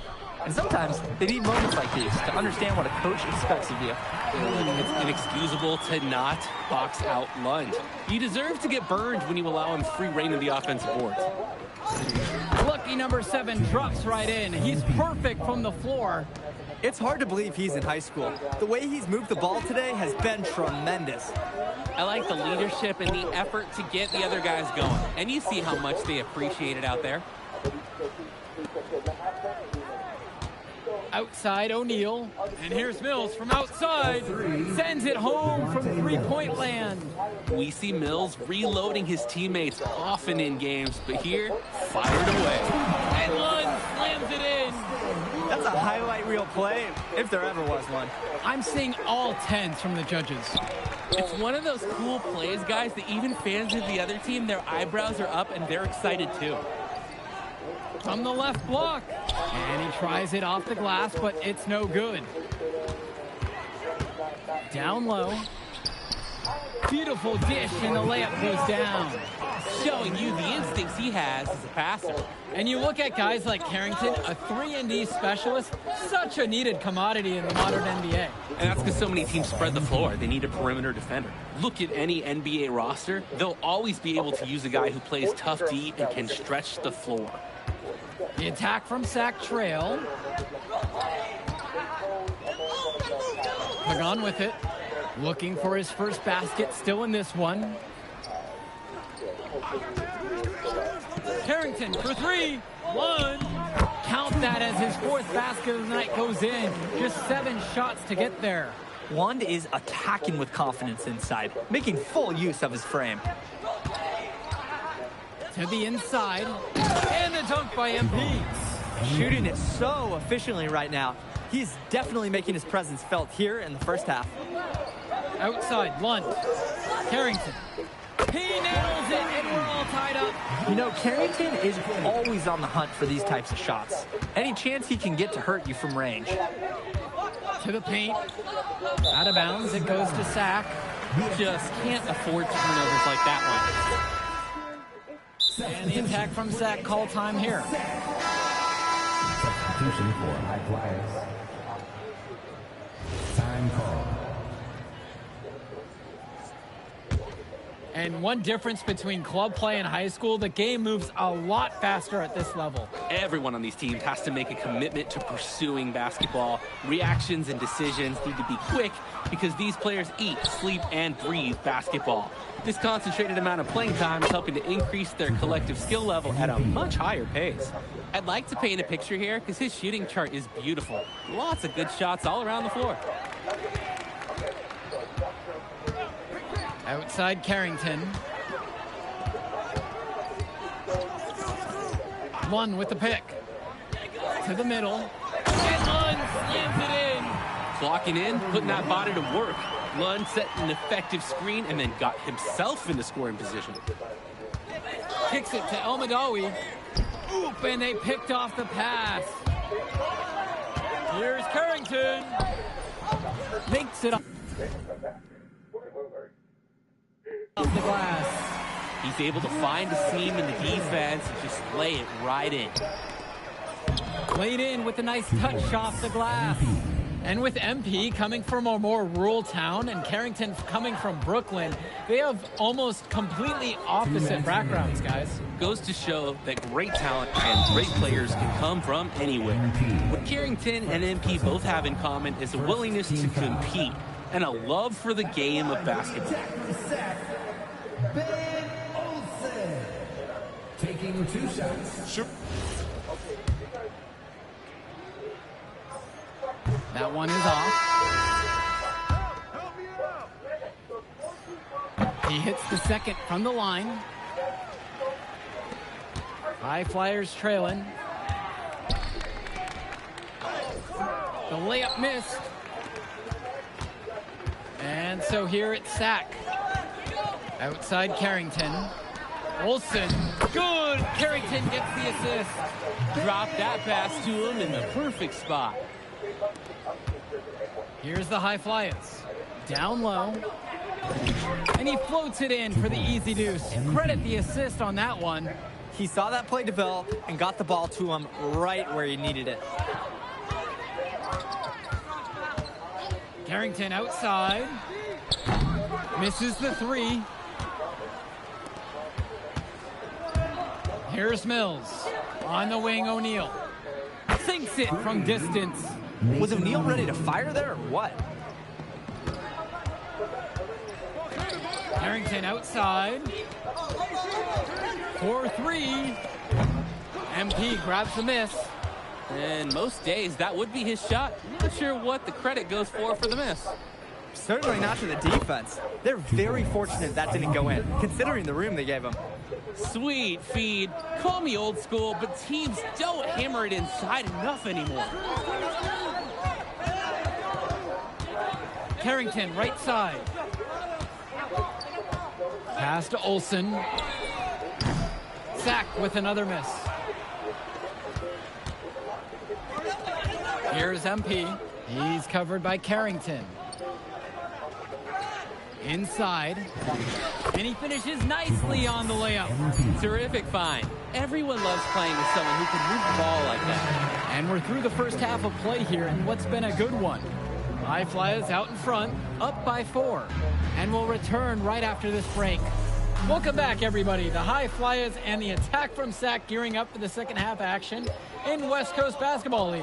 And in the back of the mind, for many of these prospects, they're aware that this is a tryout of sorts for the WCBL All-Star team. Well, to land a spot on that stacked roster, I mean, that's an incredible opportunity and a great way to get exposure to top programs. But again, it's not all about the stats. It's about outperforming the other star prospects and doing things that set you apart from the crowd. The first free throw is good.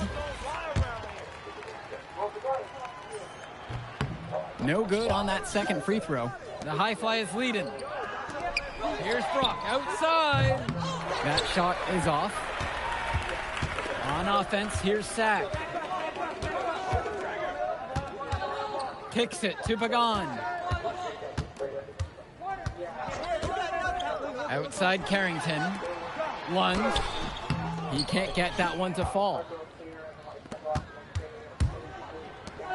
Here's MP. 28 points for him. There's a lob to the hoop. Carrington with the steal.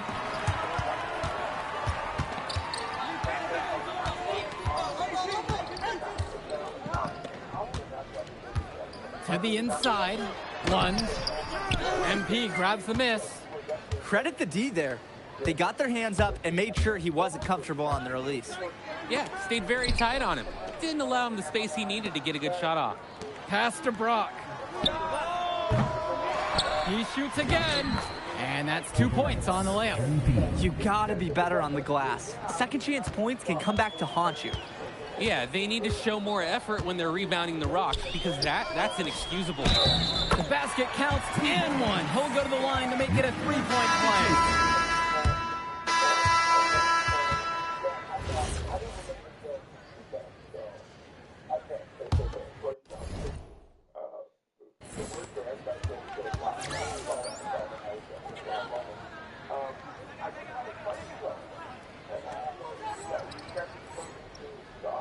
Now Mills. And the dunk by MP. That's getting the job done right. Powerful two-hand jam. If he's got a few more of those in him, this lead will really start shrinking. Here's Olsen. Sack with another miss. Nobody was anywhere close to him. He can't believe he didn't bury it. Block! Here's Hilton. Cunningham. Pass to Mecca. Three-pointer. And down it goes, jamming that one home. A few more points tacked on to their lead, and in the dirtiest way possible. Yeah, those put-back jams sting, don't they? They really do. The D forces a miss and then can't corral it. They're hanging their heads for sure. Now Carrington. From past the arc. MP grabs the miss. Even without the three ball falling for him, the defense has to be better out there. Yeah, there's no way he should be left that wide open. Basket, good. And how huge has he been to give his team a lift? Well, certainly their deficit would be a lot bigger if it wasn't for his efficiency at the offensive end. Now Carrington. Cunningham. MP with the block. And he lobs it up. And MP throws it down. Maybe that'll trigger them. It's impossible not to get pumped after that, I would think. Well, you could see the immediate reaction of the guys on the bench. They are pumped up. And that's really what alley-oops do for a team. Wow. The High Flyers making a switch here. The attack from Sac leading. Well, guys, we talked a lot about both of them coming into this match, but MP is having a much bigger impact so far in this one than Carrington. He is. He's been the more aggressive player so far. MP isn't waiting for chances to come to him. He's making things happen whenever he's involved in a play, and I like what I'm seeing from this kid.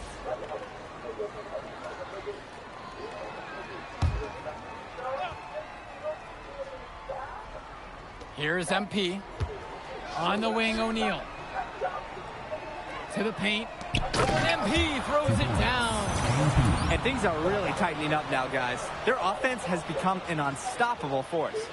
And I can't say what took them so long to get into this game, but they've got things going, and it's better late than never. Now Carrington. Martinez outside. Lund with the pick. Carrington for three. MP grabs the miss. I don't know if he just ran out of gas or what, but he's been awful ever since the second half started. Out of bounds, it goes to Sack. When you're driving home, you're going to be thinking about sloppy plays like that for a while. Plenty of drama so far in this one. But don't be surprised if this isn't decided until the final buzzer. Returns it to Martinez.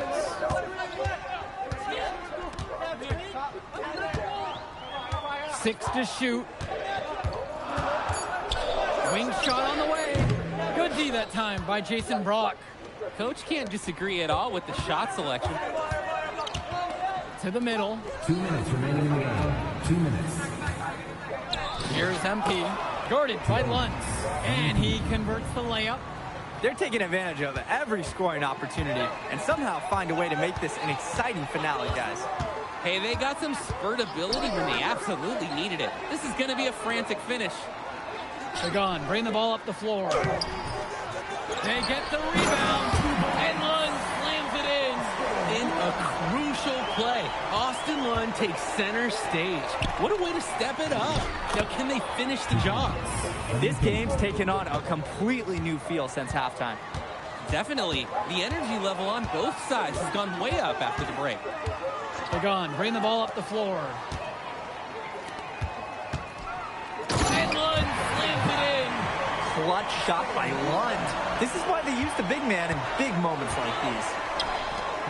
Count it!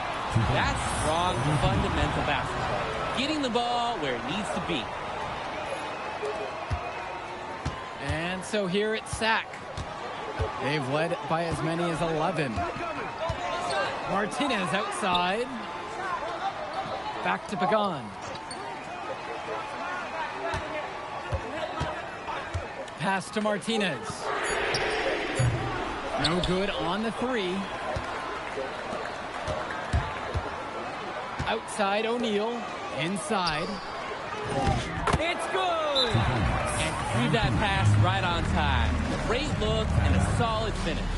Timeout called by Sack. They'll talk things over.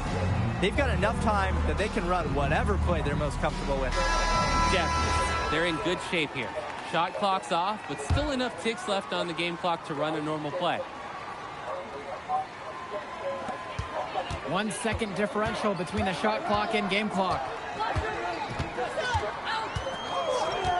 Outside Carrington. He's off for three. Making the save. One was right place, right time where squad needed him to be to win the second chance one. Timeout called. The High Flyers talk things over. They've got enough time that they can run whatever play they're most comfortable with. Definitely. They're in good shape here. Shot clock's off, but still enough ticks left on the game clock to run a normal play. Cash it in. That's money. Lead pass that keeps their offensive momentum flowing. Timeout called by Sack. They'll talk things over. Still plenty of time for them to get a good shot. Don't need to rush things. And I'd say that whatever their favorite play is, now's the time to execute it.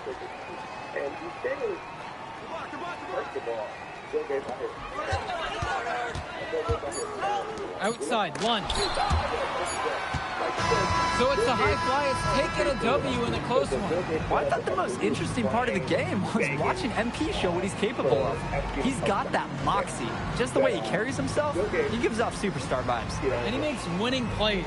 Of course, on the other end, you have attack from Sack falling short. Yeah, and Drexel Carrington showed off his 3-and-D skills once again. But that'll look. Catch up in a second, all right? I know it wasn't first look.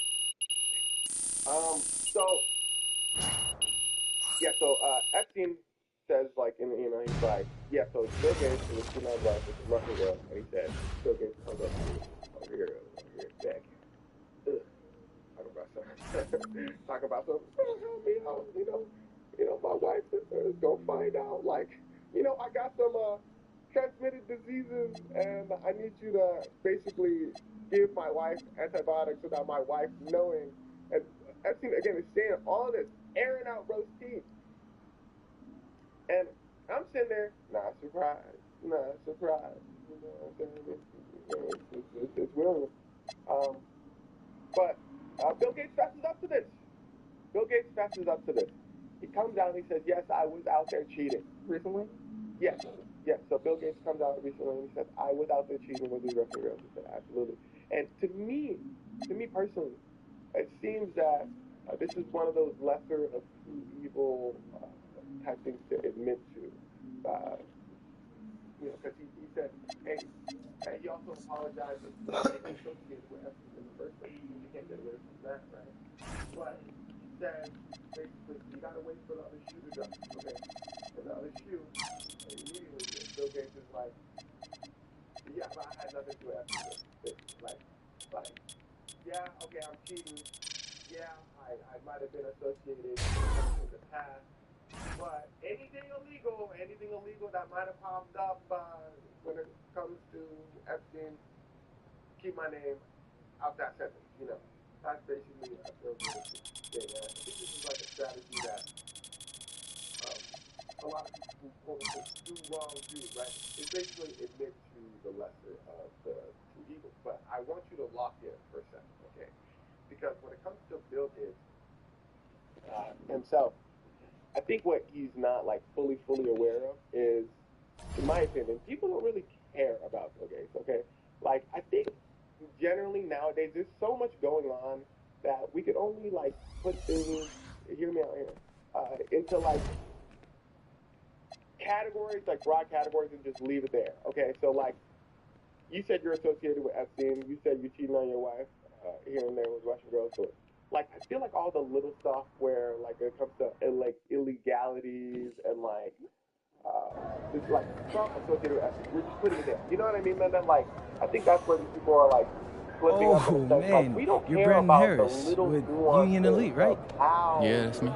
Man, what's good? I'm about MP. how much you were talking that. You were speaking of Right, you that Vermont dude. Like, Yeah, I heard you passed up on the chance to play with us. Oh, man, y'all just got so much talent, especially with you, bro. Remember I told you High flies is just more my style of ball. Oh, what style is that? Sloppy. Undisciplined. I don't know about all that. If we're so sloppy, why do we keep winning? You haven't played us yet. Right, which means you ain't beat us yet. Brandon. Where are the wild? You haven't watched my tapes yet, have you? You alright. It's just, I'm better. But don't stress yourself out about that.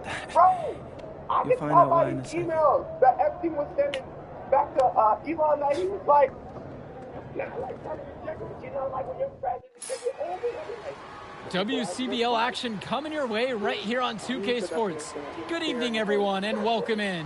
I'm Joe Lamy alongside Danny Hogger and Drake Hugo. We've got the Union Elite against the High Flyers in a showdown.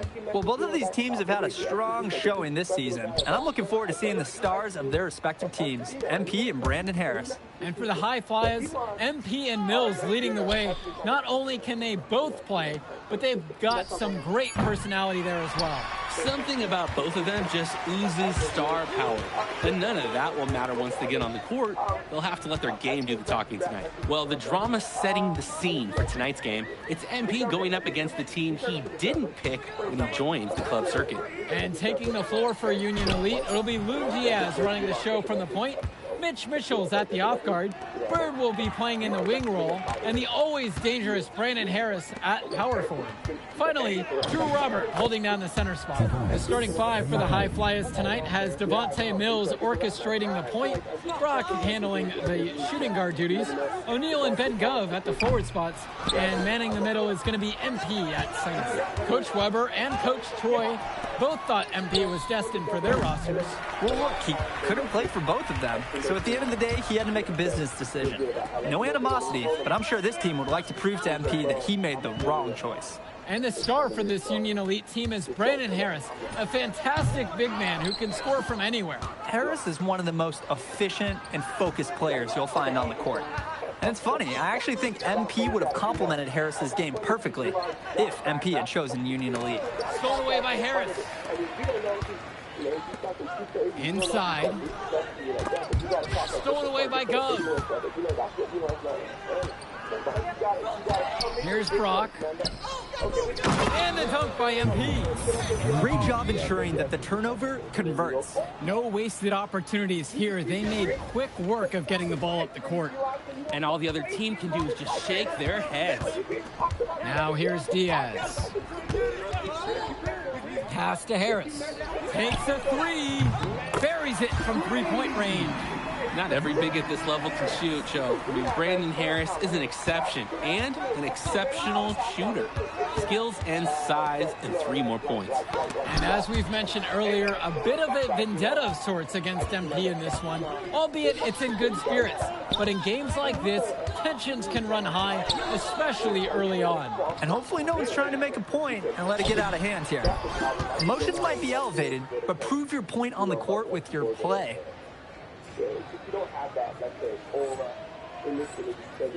The high fly is leading. There's a lob to the high fly. Wow, unbelievable.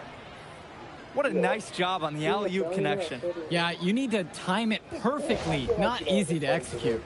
You need a really great pass, and more than that, guys, a little hops on that finish doesn't hurt either. Now here's Diaz. Finds Bird. Great D that time from Nathan O'Neal. Now the high flyers with it. Mills has it. Mitchell covering. He gets it in there. Taking what the D gives him. That's smart basketball. That's Devontae Mills. And over the course of this WCBL season, we've seen some great growth from MP. Indeed, there's been a level of maturity that's come along with his game, not only with his footwork and his basketball IQ, but with how he really carries himself. Here's MP. He's got 6. Now here's Bird. Pass to Diaz. And here's Mitchell. Down low. Here's Howard to throw down. Unreal finish. Trampling right there is awesome. Yes, sir. Get up, Brandon Harris. Here's Gov. He lobs up the alley-oop pass. And the ball goes out of bounds. Union Elite will have it. When you're driving home, you're going to be thinking about sloppy plays like that for a while.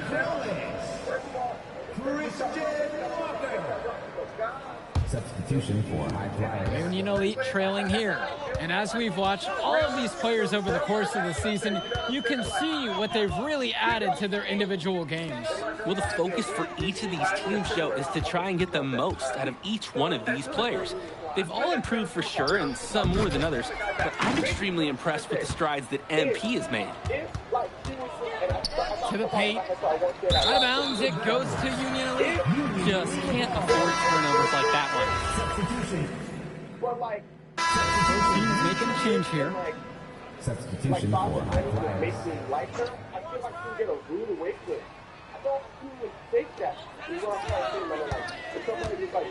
Pass to Harris. Here's Kolish. Back to Harris. And there's the rejection. And as always, this is a game that will feature a crowd full of scouts. Well, to no one's surprise, MP has certainly turned some heads with his play this season. But I imagine they're also here to check out Mills and Harris. It's like Mills has a sixth sense when he's got a teammate open, like when I see snacks on the pregame table. The 3 from Harris. MP grabs the miss. That's a break for the D. He's not the guy to leave open out there on the perimeter. Yeah, that's a breakdown, plain and simple. But they got away with it. Hammers the alley-oop through. Phenomenal alley-oop slam. They're taking advantage of a team that looks lost out there. Yeah, this is threatening to get truly ugly. Now here's Bird.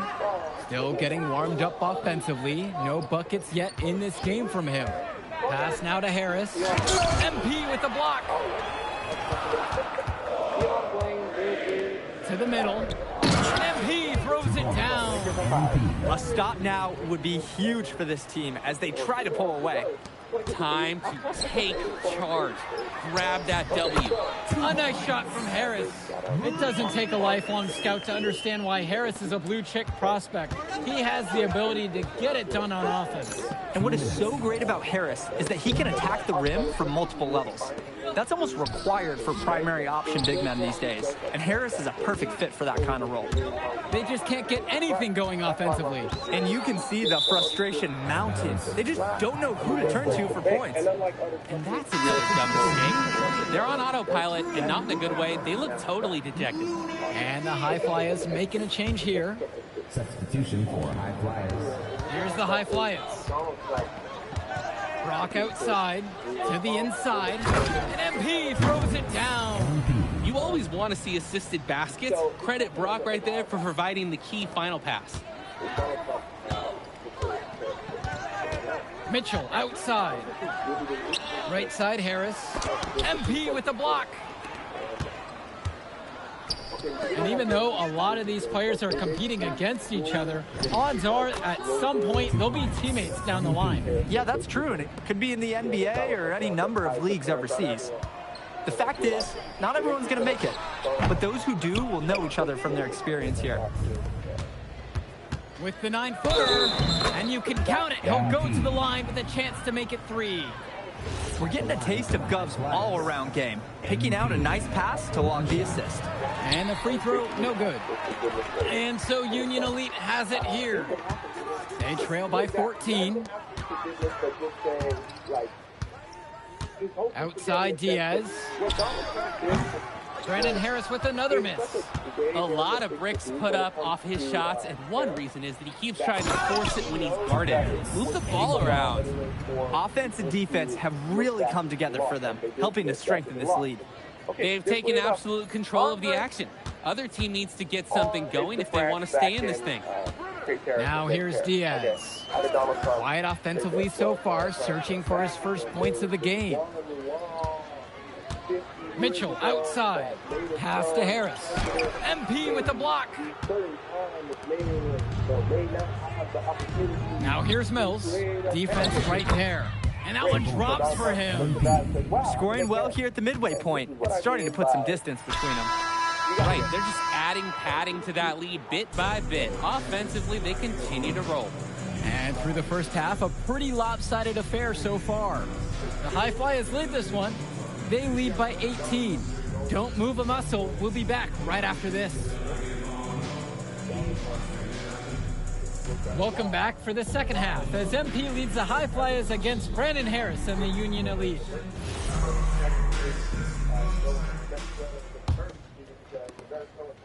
Here's the High Flyers.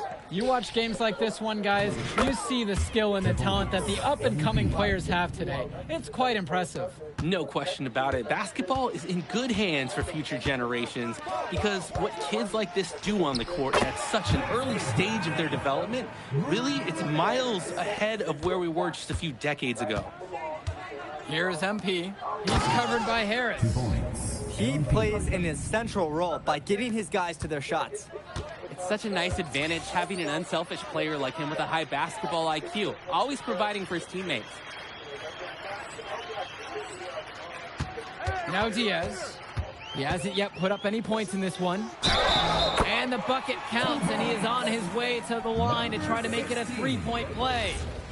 That's a grown man play by Harris right there. Excellent work fighting through the physical coverage. And here's Brock. To the middle.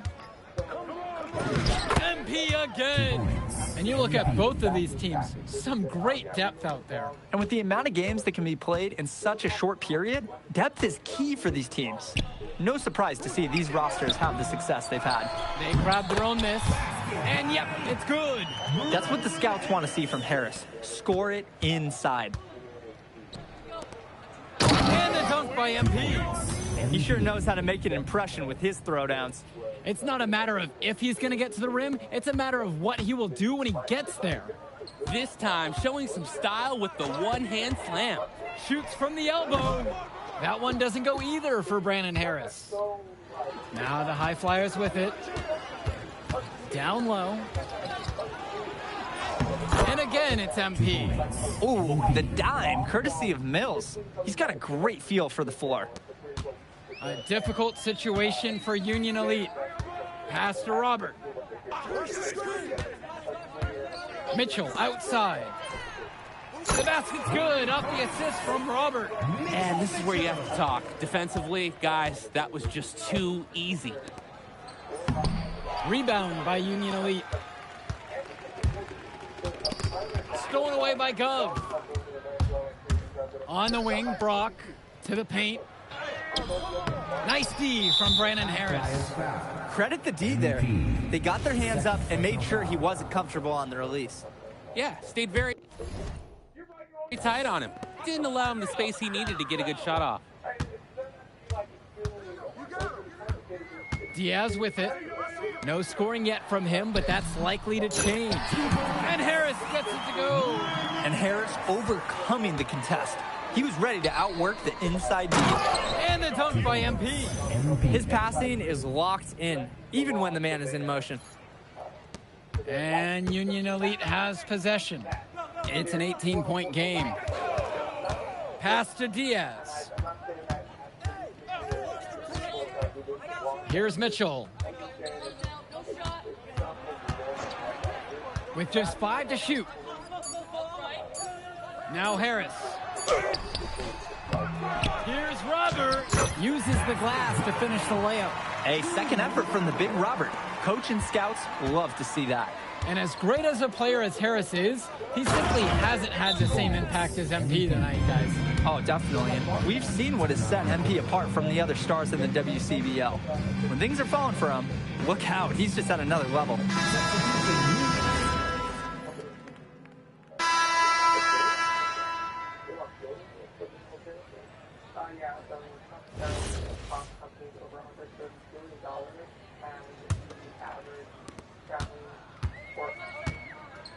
Here's Walker. Harris up top. Walker.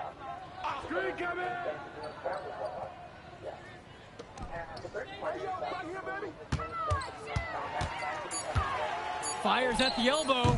MP grabs the miss. Pass to Callahan. Inside. And MP throws it down. He's the leading scorer in the game and has been the dominant figure today, no doubt. Here's Walker to the middle. A nice shot from Harris. It's so easy to see why Harris is so highly regarded. He can get the orange in the hoop. To the inside. And the dunk by MP. Tremendous bounce. He is fun to watch on the court. Tantalizing athleticism. He's got that it factor. With dunks like that, he's got the crowd in the palm of his hands. And there's the call on MP. That's his third foul of the game. Substitution, Union Elite. Drew Robert. Here's Kolish. Pass to Harris. 5 on the clock. They get the board. And that one's good. Using his size around the rim, Drew Robert doing work in the paint. Here's MP. And so he earns a trip to the line. Officials saw contact and he'll shoot 2. It's on Brandon Harris. Aggressive move to the rim. The foul saved the layup.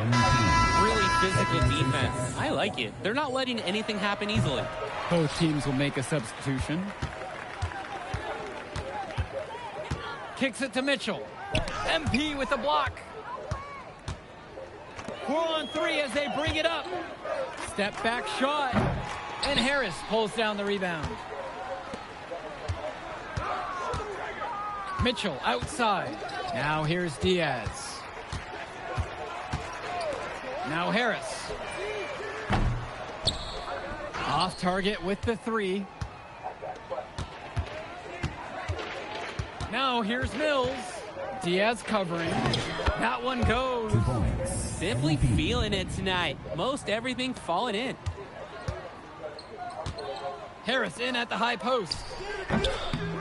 And once again, off the mark from Union Elite. Now here's Mills. Makes it off the glass. He came out of the locker room on fire. Great second half for him so far. They really need to make an adjustment here. Agreed. Nothing is working for them offensively. Time for a change. And it's Harris slamming it home. We know that Harris is a skilled finisher. He's got plenty of toughness to go along with that. And again, it's MP. And threw that pass right on time. Great look and a solid finish. Outside, Harris. That one doesn't go either for Brandon Harris. Here's the high flyers. A 21-point lead, the biggest lead of the game. Brandon Harris with some nice D. Mitchell outside. Now Harris. No stopping him there. Jams it in as he's fouled. An opportunity for a three-point play. Whistle on MP. Guys, there's so many things to like about Harris. The biggest attribute might be his ability to guard multiple positions, and he can score like a machine. Got a piece of it. It's stolen by Harris. Jacks up a three. Rebound by Amadawi. And he floats it in for the easy deuce. Credit the assist on that one. Good ball movement on the interior is just as important as it is out on the perimeter. Pass now to Harris. Shoots a fader. Hauled in by high flyers. You need a better look than that, Jay. You're going to take the occasional bad shot. It does happen, but make sure you learn from it. Don't do it again. Here's Kolish. Kicks it to Walker. Here's Bullock. Here's the three. Doesn't go that time.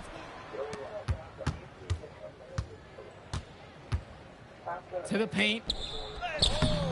Nice D from Brandon Harris.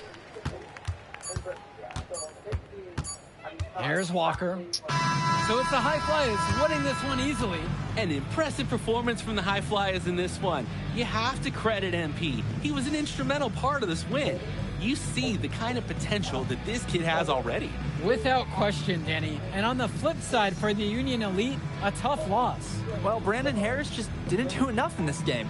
He had his moments, but in the end, MP and his High Flyers were just too much to handle. But it's okay. They can't dwell on this. They've got to put it behind them and just move on. And that about does it, folks. And for Danny... Man, I did like... If you could pull that off, that would be massive.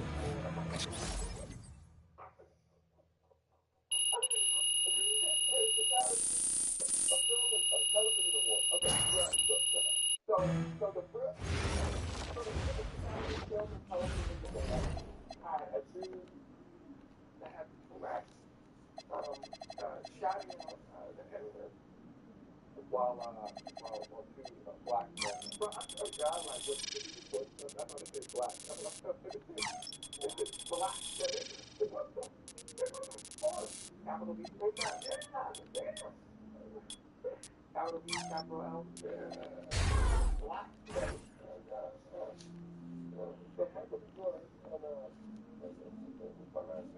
Don't worry about that. So there's one thing, right? So, Delmore Lindo and Michael B. Jordan were presenting an award for Hey, this is time, so bear with us. So,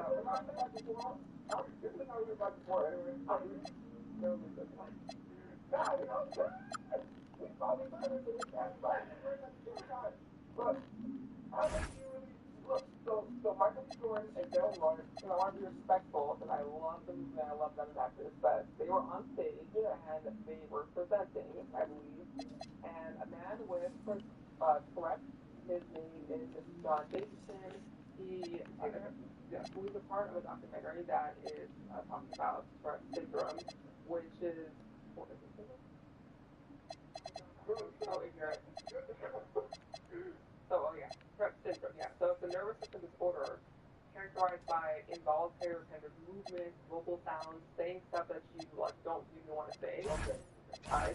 They can't control themselves. They can't help it. It's a neurological disorder. So he was in the audience, and he started shouting the N-word at Michael Jordan, and he got away with that because he started well, it was while they were presenting to black men, so he was starting it at them, but he couldn't, like, control saying it, you know? It's very interesting.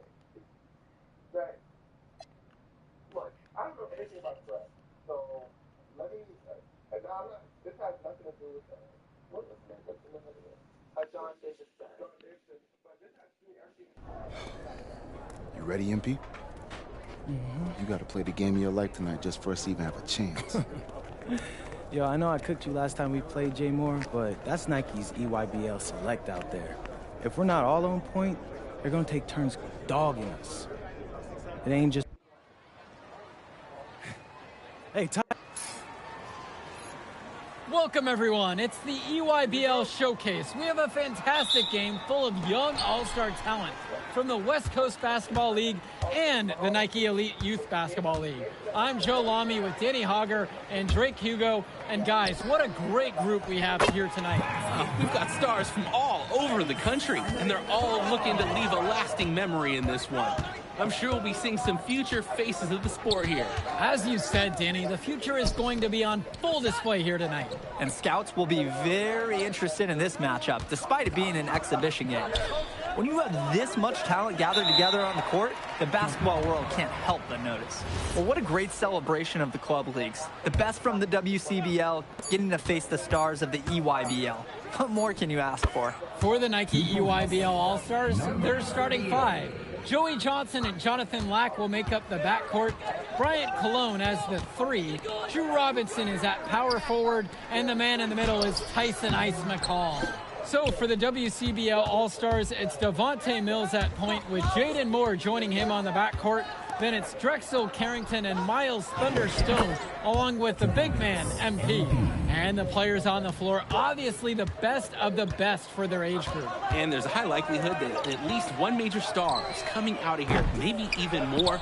There's just so much talent on the floor, it's sure going to be fun to watch them show off here tonight. And the big name for the Nike EYBL team is Ice McCall, currently ranked 19th in the nation on the 2K U250, and for good reason. Rarely melts down. McCall is a terrific shooter, and he can also create for others. He gives you whatever you want on the offensive end and can create as well as anyone else in his class. Ice is the guy to watch. Showing off his range. Lack drained it like it was nothing. Here's MP. The kick to Carrington. Good, and the assist goes to MP.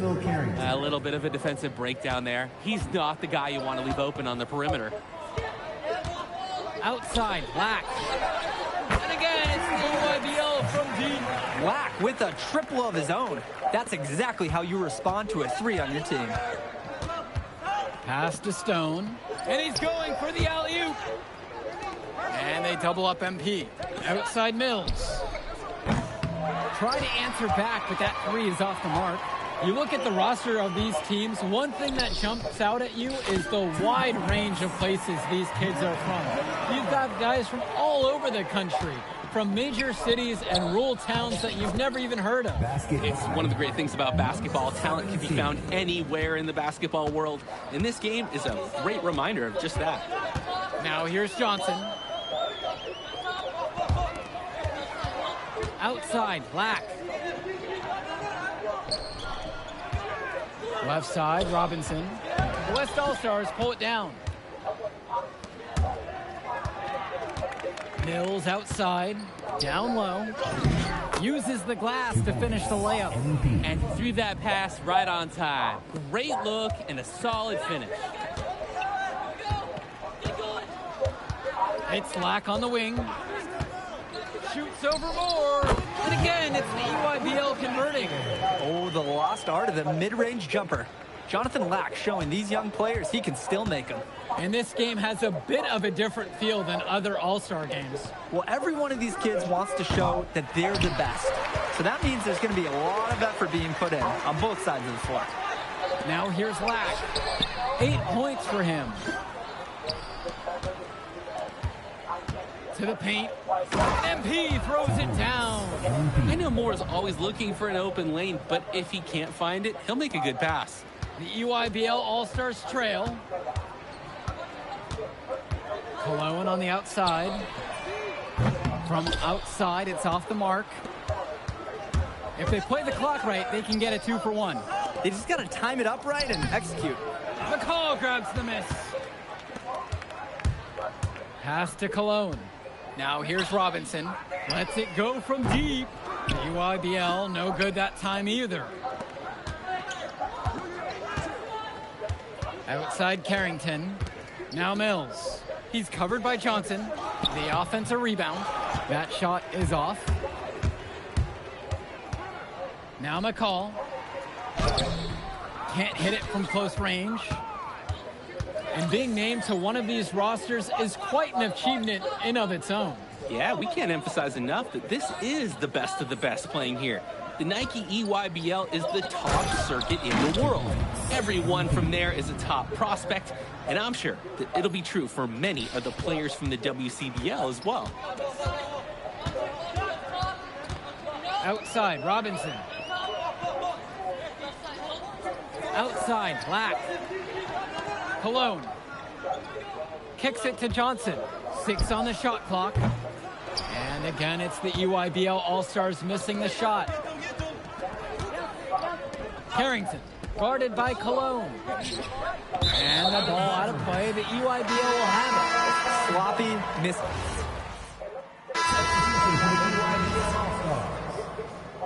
Substitution for West All-Stars. And he's going for the hoop here. And MP throws it down. And how about the selfless play of Stone? He's just so egoless out on the floor. And here's the EYBL. It's a 10-point game. And you look at that level of play and the upside for most of these players, this has been an especially gifted class that we're seeing here. And you think back to some of the all-time great NBA draft classes. 84, 03. I mean, with all the talent we're seeing here, this class could be on those levels. Here's MP. He's got 12. Carrington, defended by Lack. Three-pointer. Carrington, no good. And most days, that would be his shot. Not sure what the credit goes for the miss. Certainly not to the defense. They're very fortunate that didn't go in, considering the room they gave him. Now here's Mills. Still getting warmed up offensively. No buckets yet in this game from him. Soft touch on both ends of that pretty alley-oop. I've got to say, when he threw that pass, I didn't know where it was going. Me either, and neither did the defense, clearly. Kicks it to Johnson. Black. The three-pointer is off the mark. Here's MP, defended by Robinson. Mills up top, jacks up a three. And it's Jonathan Lack with the rebound. And here's McCall. Back to Lack. Swings it to McCall. Fires from deep. Rebounded by Stone. Some of the shots that he's taken have been head scratchers. He's out there playing like it is a game of horse. Mills on the wing. Inside. Down it goes for the 8th time in 10 attempts. Solid passing skills on display from Devontae Mills. Any scout wants to know that a league player is aware of his surroundings. Mills looking to check off some of those boxes here tonight. Cologne on the outside. Shoots over Stone. A nice shot by Cologne. And so we wrap up the first half. The West All-Stars out in front, up 10. Plenty of action still to come when we return. Thanks for joining us as we start up the second half of this exciting matchup. The best talent on display here in this one. And what a special experience this game must be for these up-and-coming stars. I hope they're able to just take it all in and enjoy everything involved in this game. Just being here is a huge accomplishment, regardless of the outcome. This is something that'll stick with them for the rest of their lives. Personal foul.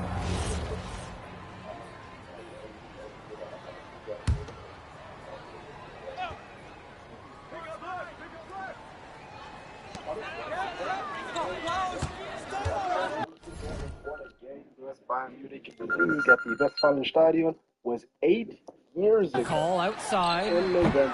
The three-pointer, no good. To give you hope, his mojo is out of whack. Offensively, he just can't get anything going for him. Well, when you play this game, sometimes cold streaks like this are unavoidable. 30 goals, 10 more games to go. Robert Lewandowski must be wondering what he did to deserve this. And the EYBL All-Stars with possession here. Wanted, trailing by 10. The last time Chelsea beat Arsenal in the Back league to McCall. August 22nd. Black. 2021. Pass over to Robinson. Villa, officially taking them out of the Cologne on the outside. Block at 6. Johnson for 3. Some very effective speed and intensity from Mills, creating tight coverage on his assignment. Manchester United moved to third. To the middle. They may not be Here's playing Stone. good football. Carrick continues to make us Good, and the assist goes to MP. And as accomplished as Miles Stone is on the court, you wouldn't guess that by meeting him.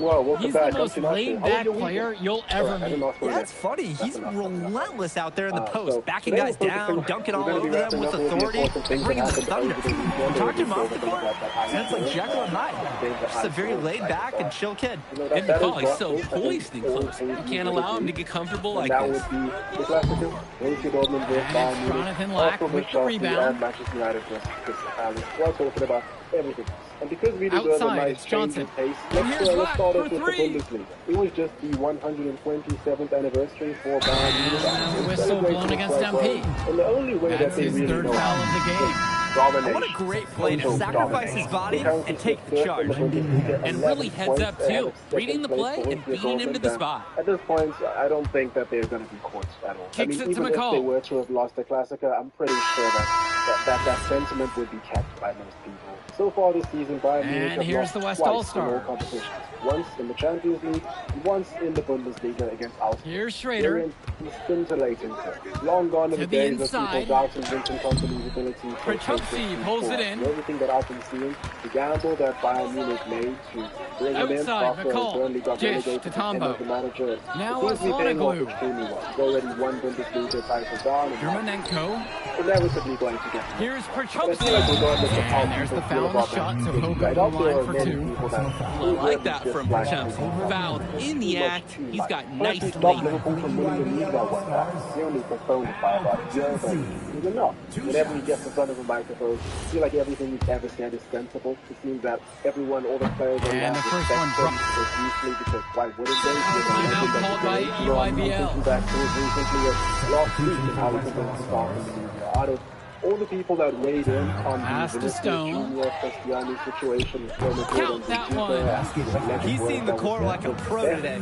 And his teammates know it. If they stay active and find the open spot on the floor, he will find them. Long range. Gets the 3 to fall.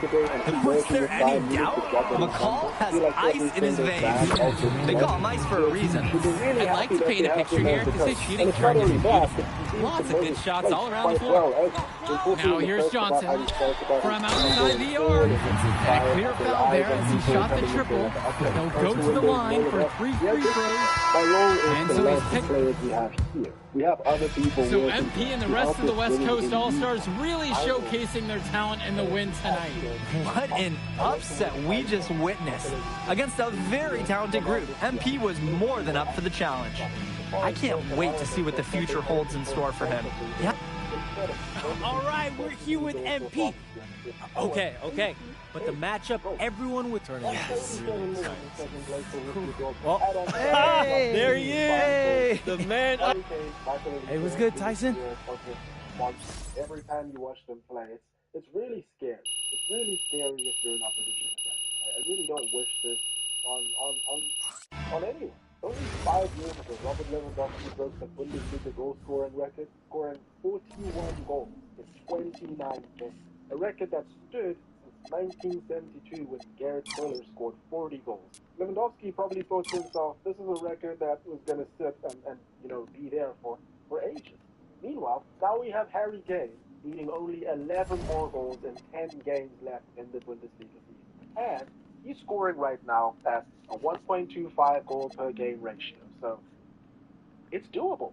It is doable. We'll speak more about Kane a bit later on when talking about the actual match, but just a little bit on Borussia Dortmund. Only 2 losses so far in this entire campaign for them. Coincidentally, both of them are against Bayern Munich. So there's that. It hasn't been the best week for Borussia Dortmund, getting knocked out of the Champions League for the round of 16 playoff stage after winning the first leg against Atalanta 2-0 at home, horrible to Italy, losing 4-1. And I get it. I only caught the second half of it, so I saw the final goal, which was really just the most avoidable goal. There's no sort of passing right back to the opposition, and eventually leading to a scramble in Dortmund's box and a penalty, which Atalanta scored. It was, in a lot of ways, maybe the most Dortmund thing that I've ever seen happen. Just total capitulation. But after all the fan protests, all the criticism last year, the real drop in overall quality, Dortmund really are doing a lot better this season. Would you believe it? At this exact same point last year, after 24 games played, Borussia Dortmund was sitting with 35 points. This year, they're up to 52, which is more or less the exact amount that they've had in almost every single season since they last won it in 2012, where they've actually challenged for the league title. Okay. But I guess the only thing is, I'm a big believer in ripping the you Band-Aid off. Bayern Munich to not be on it, which is, it's kind of like a once every decade kind of thing. Sorry, boys. Leverkusen took your place.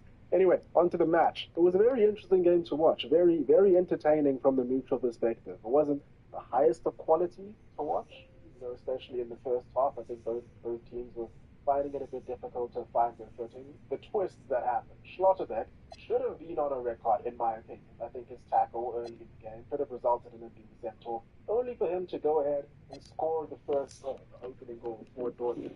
Moments later, sending the Westfalenstadion crazy, of course. And from there on, Dortmund began to pick up a little bit more confidence until just before the break when Emre Can unfortunately got injured again. I think he came back from injury, 2 weeks ago from a long-term injury, and now, I'm not sure how long his absence is going to be this time. I can only imagine the psychological aspects, not just for him, but for his teammates too, especially because as soon as that second half started, Bayern were on it. Harry Kane now has 45 goals in 37 games.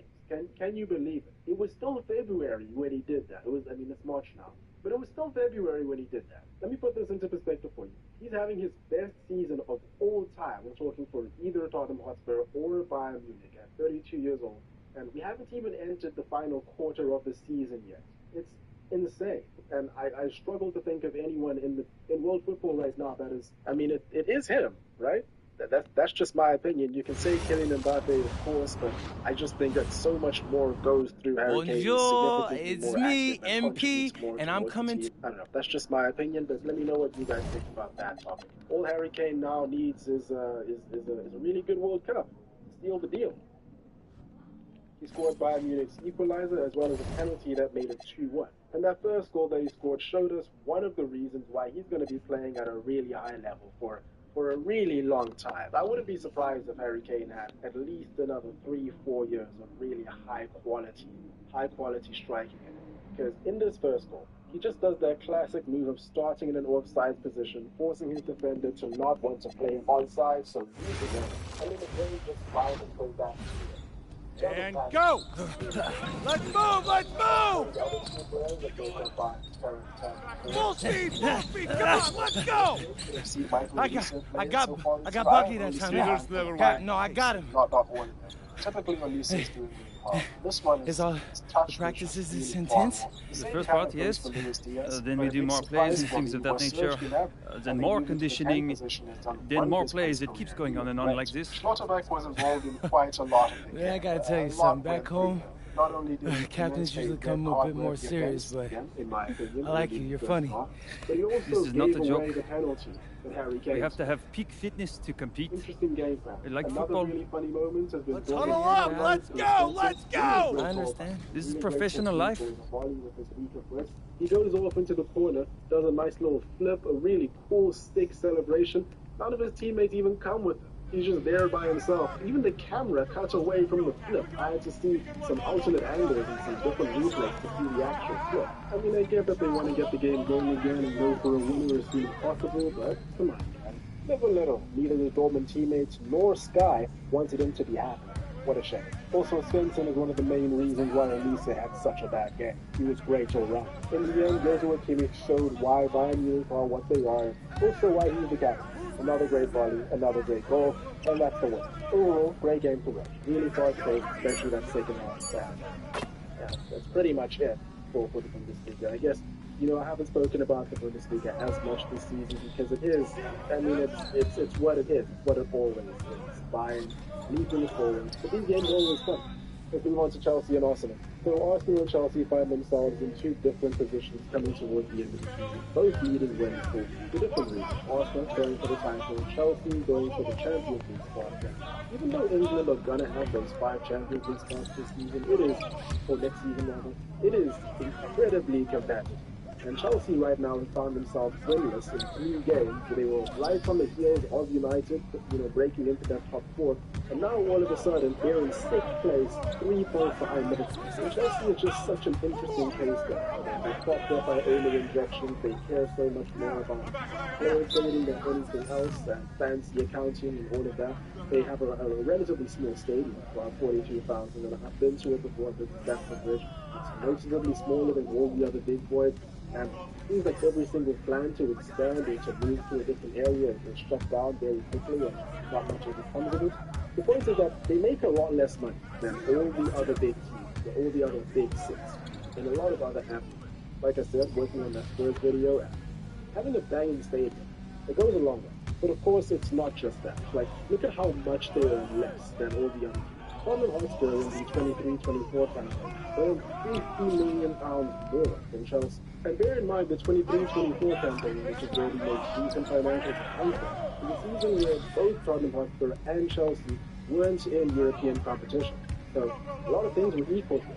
Chelsea have only just gotten themselves a shirt sponsor. Like I said, we're heading towards the end of the season. Like I've already said, as we already know, Chelsea's preferred model of business seems to be just player trading, and that's really why the owners seem to have gotten incorporated here. When it comes to things like FFP and PSR, it seems that they're not actually in trouble. It's about pre-arranged agreements with all these separate bodies, but it's really confusing. It's probably worth me making a video on that and understanding more of it themselves. Who knows? I guess there's probably a couple more hotels that they have been sold. I don't know. What I do know is that I really sincerely hope that somebody deducted points from Everton. It only seems right. It only seems fair. As for Arsenal, they're obviously under a lot of pressure. You're going to be hearing this repeated over and over again as we go towards the close of the season. But every single game... Conditioning is not optional, people. Every single game... Let's go! Let's go! Move it! Move it, MP! Get to your spot now! Come on! Play tough! Play tough! Ah! You're not in high school anymore, MP! You gotta play tough here! Let's go! Bang that! Bang that!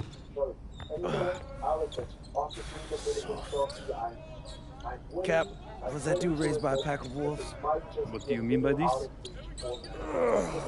I mean, it feels like a pack of animals just ran through me. He's a good guy to have on your side. Doesn't talk much, but loyal.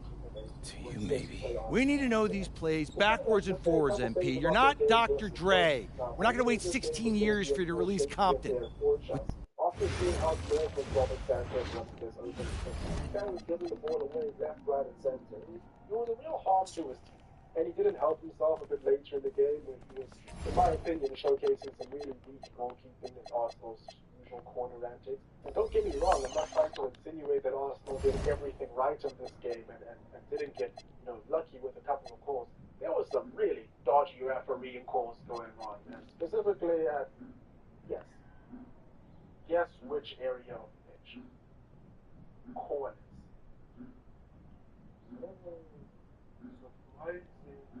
Look at this corner that happened later in the game. I just don't really understand what I'm looking at here. All right, first game coming up later today. Walk us through it, MP. Ooh, okay, we're taking on Nanterre. I hope I said that right. But, it's led by... Look, a city with tremendous history and a love for basketball. We are live in Paris. Good evening and welcome. We have FBSL action coming your way here on 2K Sports. Nanterre versus Paris. I'm Blake Suniga, joined by Tim Swartz and Brian Benefatemi. We should have a fun one here. The FBSL season is young, and so is the talent here in Paris. I'm excited to see how Benoit Lambert looks this year, as well as the newcomer, MP. MP, the latest American to jump over and join Paris FC's roster. Not an easy transition, fellas. No, not at all, Blake. So this is the path MP chose. And we'll find out very quickly how he stacks up against some of the best young talent that France has to offer. And a lot of great talent on the floor in this one. The big name has to be Benoit Lambert, really a guy that could play in the NBA one day. Now here's Portier. Nobody to blame. But other than that, I think Chelsea was just really sloppy in this game. They had plenty of chances to get that into. To the paint. Here's man. And Lambert pulls it down. Well, we don't know if Lambert has any intention to head over the pond to play in the United States, but the skill is certainly there. Well, he's so young, but already has played as one of the best shooters in all of Europe. Very easy release, can hit shots with a hand in his face.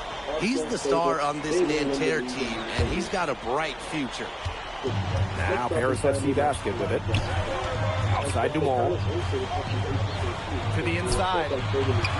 Here's man. Oh, rejected by Lambert. Now, something that's interesting, you kind of think about it, the fitness level of these players, professional level, it's something else. You don't realize how demanding the game is until you're here. Everything is faster, and you have to push your body to match it. For young guys like MP and these other prospects, that can be a very tough adjustment. Outside Marks. Elchier. Inside. Lambert. Basket. I guess that is as good a lesson as any to show you how quickly people's expectations can change. So let that be a little further lesson to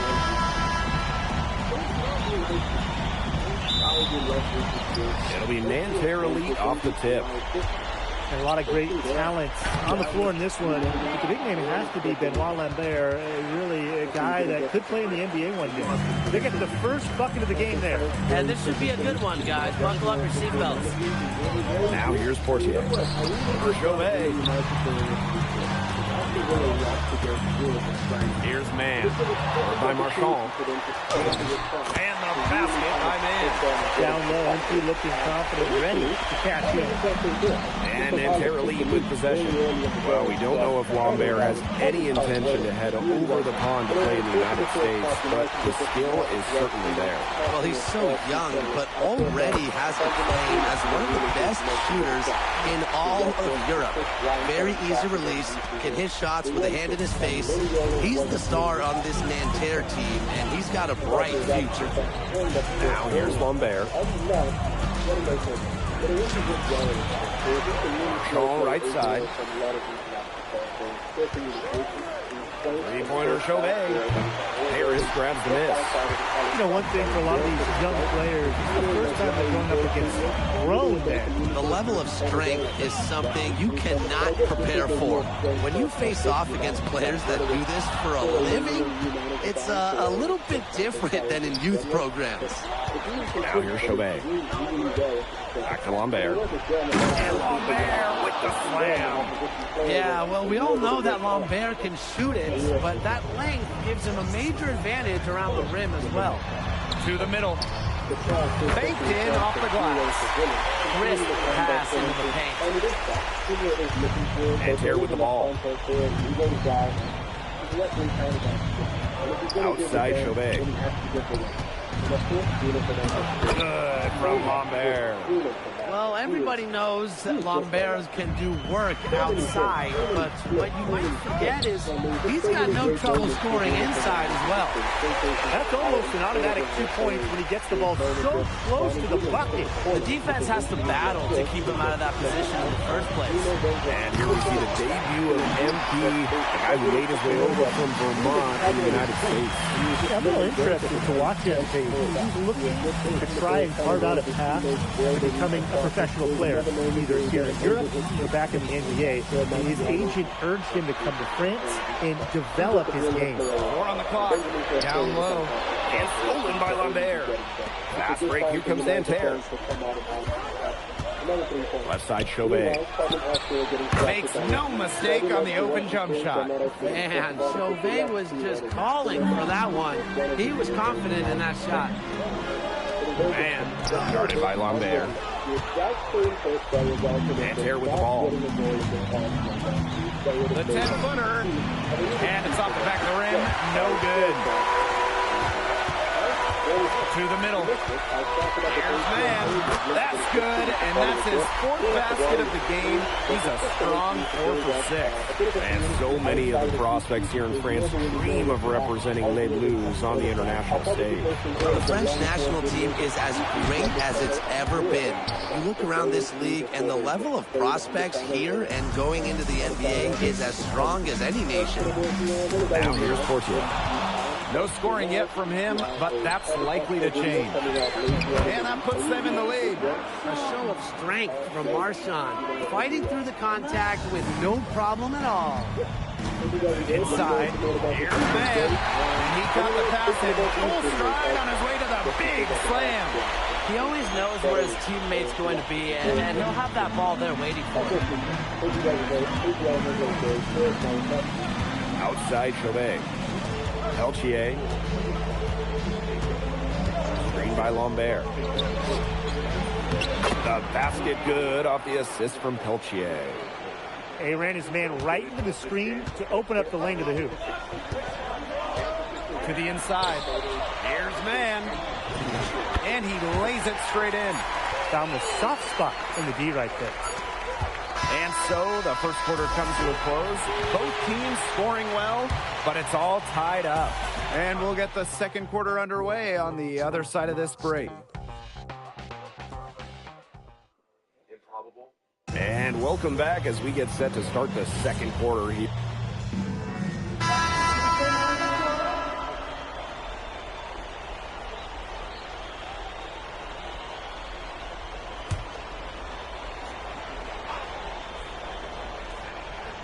Nanterre leading. And for the young players like MP joining this team, they're trying to find their role in the rotation. It's not always easy how to fit in here in Europe. It's a really high level of play. And it's especially difficult for those like MP who come from overseas. Now here's Portier. He's been patient so far. Nothing yet on the scoreboard. Now here's Lambert. He's closely guarded. The three-pointer is on target. Well, that is why Lambert's getting some NBA attention. An accurate shooting big. And stolen by Lambert. Chauvet with it. Now guarded by Portier. Pulls up. And a Chauvet missing. Will it go? And that's good. Portier with the three. So good at measuring the defense. If you're too far away from Portier, he's going to be ready to fire. Maybe he could have tried for a more memorable dunk than that. Yeah, and we definitely know he's more capable of those memorable ones. Disappointing the fans, the viewers, and us. Oh, he disappointed everybody, but they've got a nice lead. Might as well not take any chances. The simple one-hander is just fine. And the coach of this Paris FC team, Wayne Graves, he worked his way through the ranks. He spent some time as an assistant coach in the NBA before relocating to Europe. No doubt. Graves is an American coach, and that shows up a bit in the sets he draws up. But at the end of the day, he's proved that he knows his X's and O's. That falls. Nice feed that time from Ahern. Well, MP certainly found his groove tonight. The defense can't allow him to keep rolling like this. Screen by Lambert. Marks for three. And he's good on the three ball.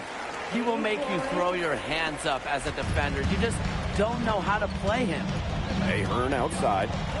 Here's man. And add another basket to his impressive total. It's his 9th against 12 attempts. And Nanterre has possession. 6-point game. Pass to Chauvet. Marchand outside. Lambert up top. And again, it's Nanterre. And without a doubt, the star of this Nanterre elite team is Benoit Lambert. He can shoot the lights out, fellas.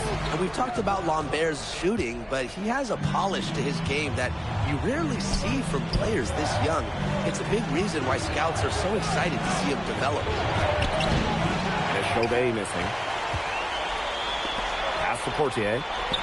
And stolen by Marchand. Outside Chauvet. And that'll be Nanterre's ball as it goes out of bounds, and they keep possession. Substitution on the court. Get the perimeter.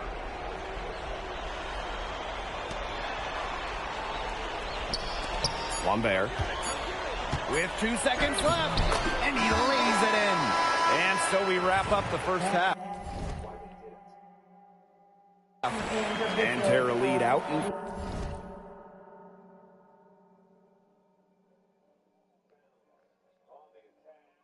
front, leading by 10. And we'll see you right after halftime for the beginning of the third quarter. Good to have you back with us for this matchup between Nanterre Elite and Paris FC Basket. The second half just getting underway. Here's Marks.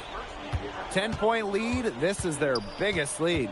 But one thing we can be sure of, there will be plenty of scouts in the stands for all of these games. Yeah, the French league is a hotbed for talents, and scouts from all over will be watching.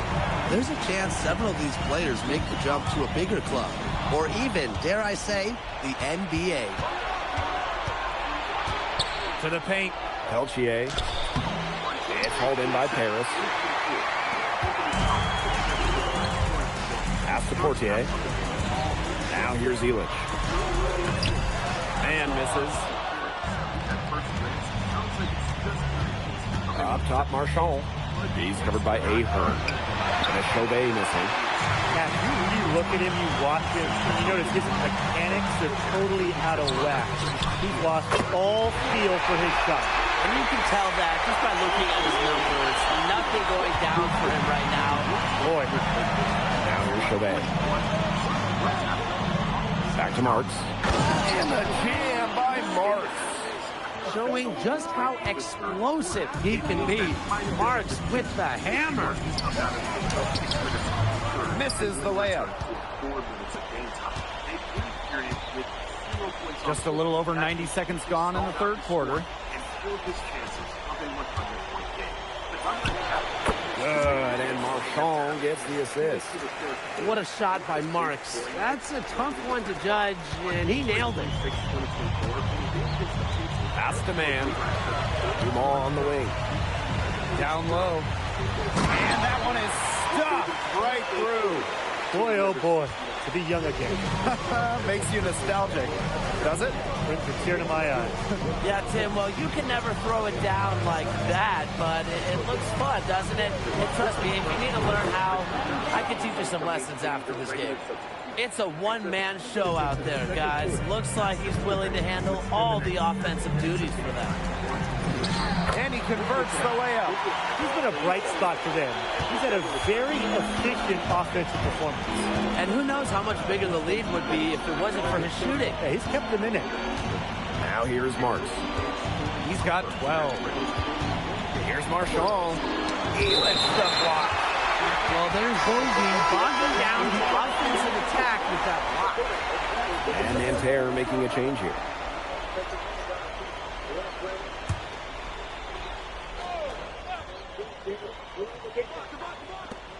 Six to shoot.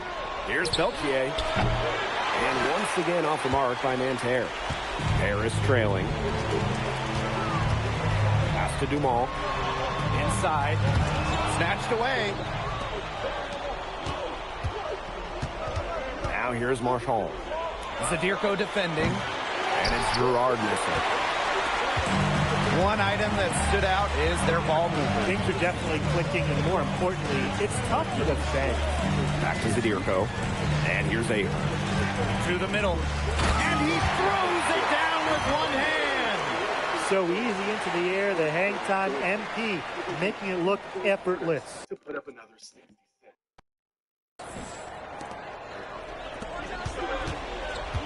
Just over 3.5 minutes through the third quarter of play now. Nobody among the defenders stepping up to the challenge and challenging him on that drive. And he says, thank you very much, and sails in for the flush. He's just going to take that every time. Oh, of course he will. And those are the kind of sequences that tell you why the score is what it is. Didn't do anything fancy there, didn't need to. Nope, his only concern right now is getting the points on the board, and I don't mean style points. Solid player. Yeah, but Blake, there was some style there. It was a pretty sweet one-handed flush. Now here's Portier. Pass to man. And it's thrown down hard with both hands. Way to finish and cut to that lead a little bit. We may have to pause the game. The basket's still shaking. Yeah, he got as much power as he could behind that two-hander. Mark's no good. Here's Paris. Trailing by 5. Just 2 seconds between the shot clock and the game clock. And here's Peltier. He hasn't scored yet. That, I'm sure, will change.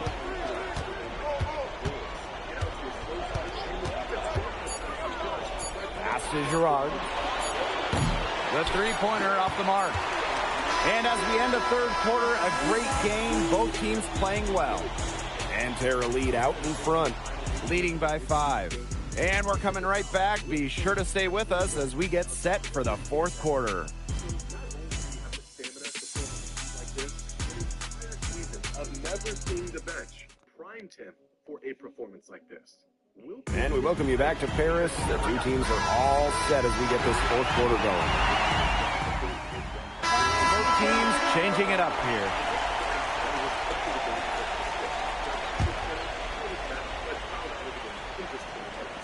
Fourth quarter of basketball, we're about 1 minute into it. Pass to Bleu. Beaumarchais.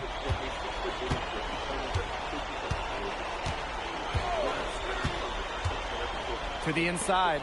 Kicks it out to Marshall. 5 to shoot. Lets it go from deep. And stolen by Zadirko. They need this. Nice pass, nice catch, and a resounding dunk. Nice find by Bogdan Ilic. Listen, this guy has seen everything during his long pro career. Nanterre in the lead. Pass to Bleu. A little over a minute and a half of the fourth quarter gone now. Marshall outside. Clock at 6. To the middle. Lambert. Rebounded by Mann.